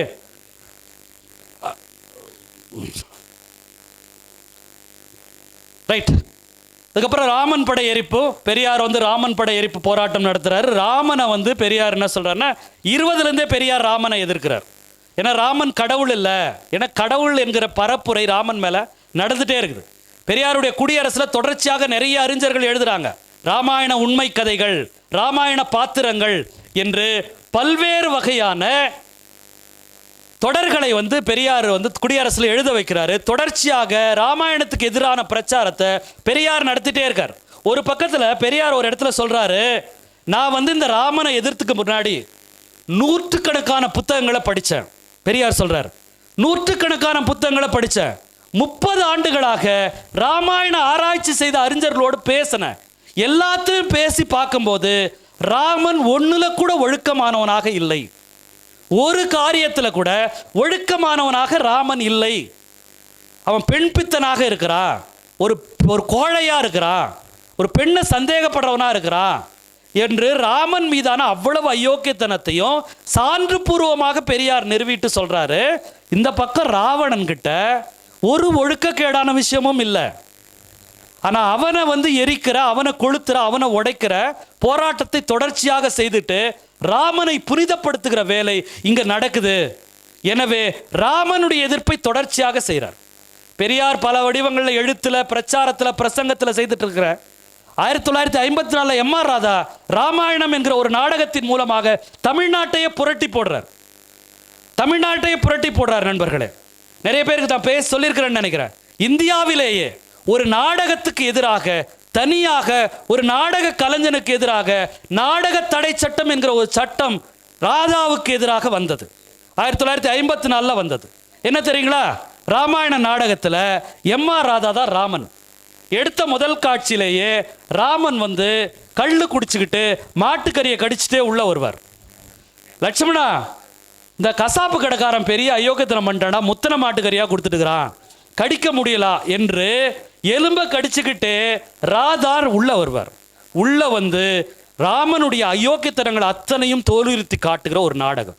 இப்படி ஒரு பக்கம் பிரச்சாரம், பெரியார் ஒரு பக்கம் பிரச்சாரம் என்று பல்வேறு பிரச்சாரங்கள் போயிட்டு இருக்கும் பொழுது பெரியார் ராமன் படை எதிர்ப்பை அறிவிக்கிறார். அப்ப அறிவிச்சுட்டு சொல்றாரு, ராமன் படை எரிப்புன்றது ஒரு குறியீடு தான், எனக்கு ராமன் மீது எதுவும் இல்லை, ராமனுக்கு எந்த சக்தியும் இல்லை என்பதை இந்த சமூகம் தெரிந்து கொள்ள வேண்டும் என்பதற்காகத்தான் ராமன் படை எரிப்பு போராட்டத்தை அறிவிக்கிறேன். ராமன் படத்தை கையில் எடுத்துங்க, ஒரு கொள்ளி தீவட்டியை செஞ்சுங்க, எடுத்துட்டு ஊர்வலமா போயிட்டு ஊருக்கு எல்லையில அந்த ராமன் படத்தை எரியுங்க அப்படின்னு சொன்ன பெரியாரு இந்த கொள்ளியை எப்படி செய்யணும்னு சொல்றார். துணி கடைக்குள்ள, டெய்லர் கடையில் போய் கட் பண்ணி போட்ட வீணான துண்டெல்லாம் எடுத்து கொள்ளியை செஞ்சுங்க, செஞ்சுட்டு தீபம் எடுத்துக்கிட்டு கொள்ளியோட ஊர்வலமாக போய் ராமனை ஊருக்கு வெளியில் எரியுங்க. எரிச்சதின் மூலமாக ராமனுக்கு எந்த சக்தியும் இல்லை, அவன் ஒரு கதையினுடைய பாத்திரம் மட்டுமே என்பதை தெரியப்படுத்த வேண்டும் என்று பெரியார் சொன்னார். எனக்கு பெரிய ஆச்சரியம் என்ன தெரியுங்களா? பெரியார் 2 கடவுளை தான் எதிர்க்கிறார், ஒன்று பிள்ளையார், இன்னொரு ராமன். நீங்க பெரியாருக்கு பிறகான காலத்தில் இந்தியாவில் மிகப்பெரிய கலவரத்தை உருவாக்கியது பிள்ளையாரும் ராமனும் தான். பிள்ளையாரும் ராமனும் தான். இதை ரெண்டுத்தையுமே ரொம்ப முன்னாடியே ப்ரெடிக்ட் பண்ணி ஒரு மனிதர் இந்த சமூகத்திற்கு விழிப்பாக சொல்லி இருக்கிறார். இன்னைக்கு கிறிஸ்தவ தேவாலயங்களுக்குள்ள போய் ஜெய் ஸ்ரீராம் சொல்லுன்னு சொல்றான், பாபர் மசூதி இடிச்சிட்டு ராமர் கோயில் கட்டுறான். அப்ப இது எல்லாவற்றையும் முன்னாகவே குறித்து பெரியார் இந்த ராமாயண புரட்டுகளை, ராமனுடைய அயோக்கியத்தனங்களை தோலுறுத்தி காட்டி ராமன் எரிப்பு போராட்டத்தை செய்கிறார். இப்படி தொடர்ச்சியாக சட்டை எரிப்பு போராட்டம், பிராமணால் பெயரழிப்பு போராட்டம், தமிழ்நாடு நீங்களாக இந்திய தேசப்படை எரிப்பு போராட்டம் என்று பெரியார் பல போராட்டங்களை செய்து கொண்டே வருகிறார். இன்னொரு சந்தர்ப்பத்தில் நான் அதை பற்றி பேசுகிறேன் நண்பர்களே. நிறைவாக கருவறை நுழைவு போராட்டத்தை பெரியார் முன்னெடுக்கிறார். ரோட்ல இருந்த, தெருவில் இருந்த சாதி, பள்ளிக்கூடத்தில் இருந்த சாதி, எல்லா இடங்களிலும் இருந்த சாதி இப்ப கருவறைக்குள்ள போயிருச்சு. இப்ப கருவறை நுழைவு போராட்டத்தை பெரியார் அறிவிக்கிறார். உடனே எல்லாம் கத்துறான், மற்றது மாதிரி கிடையாது, கோவில் புனிதமான இடம். அதுக்குள்ள அப்ப பெரியார் சொல்றாரு, டேய் தெருவே அப்படிதான்டா நீங்க சொன்னீங்க, தெரு புனிதமானது, தீட்டாயிரம்னு சொன்னீங்க, நாங்க தெருவில் நுழைஞ்சோம். பள்ளிக்கூடம் புனிதமானதுங்க, நாங்கள் அதுக்குள்ள நுழைஞ்சோம். நீர்நிலை புனிதமானதுன்னு சொன்னீங்க, நாங்கள் அதை தொட்டு எடுத்தோம். எல்லாம் அதே மாதிரி தான் கோவிலும், இது ஒன்றும் புனிதம் இல்லை, எல்லோரும் போவதற்கான இடம் என்று பெரியார் கருவறை நுழைவு போராட்டத்தை அறிவிக்கிறார். அப்படி அறிவிச்சப்போ குன்றக்குடி அடிகளார் சொல்றாரு, இதை ஏன் நாத்திகரா இருக்கிற பெரியார் ஐயா பண்றாரு, ஆத்திகரார நாங்களே பண்றோமே என்று சொன்ன உடனே சரி செய்யுங்கன்னு பெரியார் போராட்டத்தை தள்ளி வைக்கிறார். குன்றக்குடி அடிகளார் என்ன பண்றாரு, அவங்க ஆதீனத்துக்கு உட்பட்ட கோவில்கள்ல கருவறைக்குள்ள நுழையிற போராட்டத்தை, அந்த புரட்சியை செய்யறாரு, அனுமதியை கொடுத்துறாரு. ஆனா வைதிக கோயில்களுக்குள்ள போக முடியல. இப்ப பெரியார் மறுபடியும் போராட்டத்தை சொல்றாரு. அப்ப கலைஞர் சொல்றாரு, இல்ல ஐயா நீங்க அதை செய்ய வேண்டாம், அரசாங்கமே நாங்க சட்டம் கொண்டு வந்துடுறோம், 69 நாங்க சட்டம் கொண்டு வந்துடுறோம் ஐயா அப்படின்னு சொல்லி வாக்கு கொடுத்து கலைஞர் அனைத்து சாதியினரும் அர்ச்சகராகலாம் என்கிற ஒரு சட்டத்தை நடைமுறைப்படுத்துகிறார். பெரியாருக்கு கொடுத்த வாக்குப்படி இது எந்த பரம்பரை சொத்தெல்லாம் கிடையாது, இதுக்கு பரம்பரை பாத்தியதை எல்லாம் கிடையாது, யார் வேணாலும் கோவிலுக்குள்ள போகலாம் என்கிற சட்டத்தை கொண்டு வந்த உடனே நண்பர்களே, முக்கியமான பார்ப்பனர்கள் சுப்ரீம் கோர்ட்டுக்கு போயிட்டான். சுப்ரீம் கோர்ட்டுக்கு போன உடனேயே சுப்ரீம் கோர்ட் என்ன தீர்ப்பு கொடுக்குது, அவங்க போட்ட சட்டம் கரெக்டு தான், பார்ப்பனருக்கு கருவறைக்கு போகிறது வந்து ஒன்றும் பரம்பரை சொத்து இல்லை, எல்லாரும் போகலாம். ஆனால் அவங்களுக்கு ஆகம விதிகள் தெரிந்திருப்பவர்கள் மட்டும் போக வேண்டும் அப்படின்னு சொன்னோம். எப்படி பாருங்க, பெரியார் சொன்னார் ஆப்ரேஷன் சக்ஸஸ் பேஷண்ட் டெத்துனார்ல, அப்படி சொன்னார் பெரியார். தீர்ப்பு ரைட்டு, ஆனால் ஆகம விதி ஆகமம் தெரிஞ்சவங்க மட்டும்தான் போகலான்னா மறுபடியும் பாப்பானே போகலாம் அப்படின்ற ஒரு சட்டம். இப்படி தொடர்ச்சியாக வடநாடு நமக்கு இவ்வளவு அழுத்தங்களை கொடுத்துட்டே இருக்குது. இப்போ இதுக்கு என்னதான் தீர்வு? ஹிந்தியை அழிச்சோம், திரும்ப திரும்ப வந்துட்டே இருக்குது. மும்மொழி கொள்கையை அழிச்சோம், திரும்ப திரும்ப வந்துட்டே இருக்குது. சனாதனம் திரும்ப திரும்ப வந்துட்டே இருக்குது. தீண்டாமை திரும்ப திரும்ப வந்துட்டே இருக்குது. இதுக்கு என்னதான் ஒரே ஒரு தீர்வு? பெரியார் சொன்னார், தனித்தமிழ்நாடு மட்டுமே தீர்வு. இந்திய யூனியனோடு இணைந்திருக்கிற வரைக்கும் இது நம்மை பின்தொடர்ந்து கொண்டே இருக்கும். தனித்தமிழ்நாடு மட்டும்தான் தீர்வு. எனவே தமிழ்நாடு தமிழருக்கே என்கிற போராட்ட முழக்கத்தை 1974 ஜனவரியில் நடத்துவதாக பெரியார் அறிவித்திருந்தார். அந்த போராட்டத்தில் தோழரும் பங்கேற்று கையில் வந்து அதை முத்திரை குத்திக்கிட்டு தமிழ்நாடு தமிழருக்கு என்கிற முத்திரையை குத்தி கொண்ட அந்த லட்ச தோழர்களில் தோழர் ராமகிருஷ்ணன் அவர்களோ ஒருத்தர். 74 ஜனவரியில் தமிழ்நாடு தமிழருக்கு என்கிற முழக்கத்தோடு போராட்டத்தை அறிவிப்பேன் என்று சொன்ன பெரியார் 73 டிசம்பரில் இறந்து போய்விட்டார். அப்போ இந்த போராட்டங்களை, இவ்வளவு நீண்ட நெடிய போராட்டங்களை தன்னுடைய கடைசி மூச்சு வரைக்கும் சொல்லிக் கொண்டிருந்த பெரியாரின் சிந்தனைகளை உள்வாங்கி இருக்கிற நாம் இன்றைக்கு மறுபடியும் பெரியார் இருக்கும்போது என்ன சூழல் இருந்ததோ அதே சூழல் மறுபடியும் வந்திருக்குது. இந்த சூழலை எதிர்த்து போராட வேண்டிய, இன்னைக்கு இருக்கிற புதிய உத்திகளோடு போராட வேண்டிய, நம்முடைய தலைமுறைக்கு கொண்டு போய் சேர்க்க வேண்டிய ஒரு மிகப்பெரிய கடன் தான் பெரியாரியர்களான நமக்கு இருக்குது. நல்லா புரிஞ்சுங்க, இது எதிர்காலத்துக்கு என்ன மாதிரி ஆபத்து வரும் என்பதை முன்குறித்து பெரியார் போராட்டம் நடத்தினார். அப்ப நம்ம செய்யறது, நம்முடைய பிள்ளைகளுக்கும் நம்முடைய தலைமுறைக்கும் இந்த வைதீகம், இந்த இந்தியாவோடு சேர்ந்திருப்பது, இந்த சனாதனம் எப்படியான மிகப்பெரிய சீரழிவை கொடுக்கும் என்கிற தொலைநோக்கு பார்வையோடு நாம் போராட வேண்டியதாக இருக்கிறது. அதற்கு ஆயுதமாக பெரியாரின் இந்த போராட்டங்கள் இருக்கிறது. தொடர்ந்து இந்த போராட்டங்களை நீங்கள் வாசிக்க வேண்டும். நம்ம தந்தை பெரியார் திராவிடர் கழகம் எல்லாத்தையும் புத்தகமாக போட்டிருக்காங்க. எல்லாத்தையுமே புத்தகமாக, சின்ன சின்ன புத்தகமாக போட்டிருக்காங்க. சிறு சிறு வெளியீடாக திராவிடர் 100 என்று புத்தகமாக போட்டிருக்கிற அந்த புத்தகங்களின் வழியாக, அதே போல் நான் வந்து ஒரு சேனல் வந்து வச்சுருக்கேன். அந்த சேனல் பேர் சாரோன் திரை. அதில் என்ன செய்தார் பெரியார் என்று பெரியாரின் போராட்டங்களை ஆவணப்படங்களாக அதில் வந்து நாங்கள் திரையிட்டிருக்கிறோம். நீங்கள் அதிலையும் நீங்கள் பார்த்து தெரிந்து கொள்ளலாம். நண்பர்களே, நமக்கான போர்க்களம் இருக்கிறது. போராட்டத்திற்கு தயாராக வேண்டியது நம்முடைய ஒவ்வொருடைய கடமை. வாய்ப்பிற்கு நன்றி, வணக்கம்.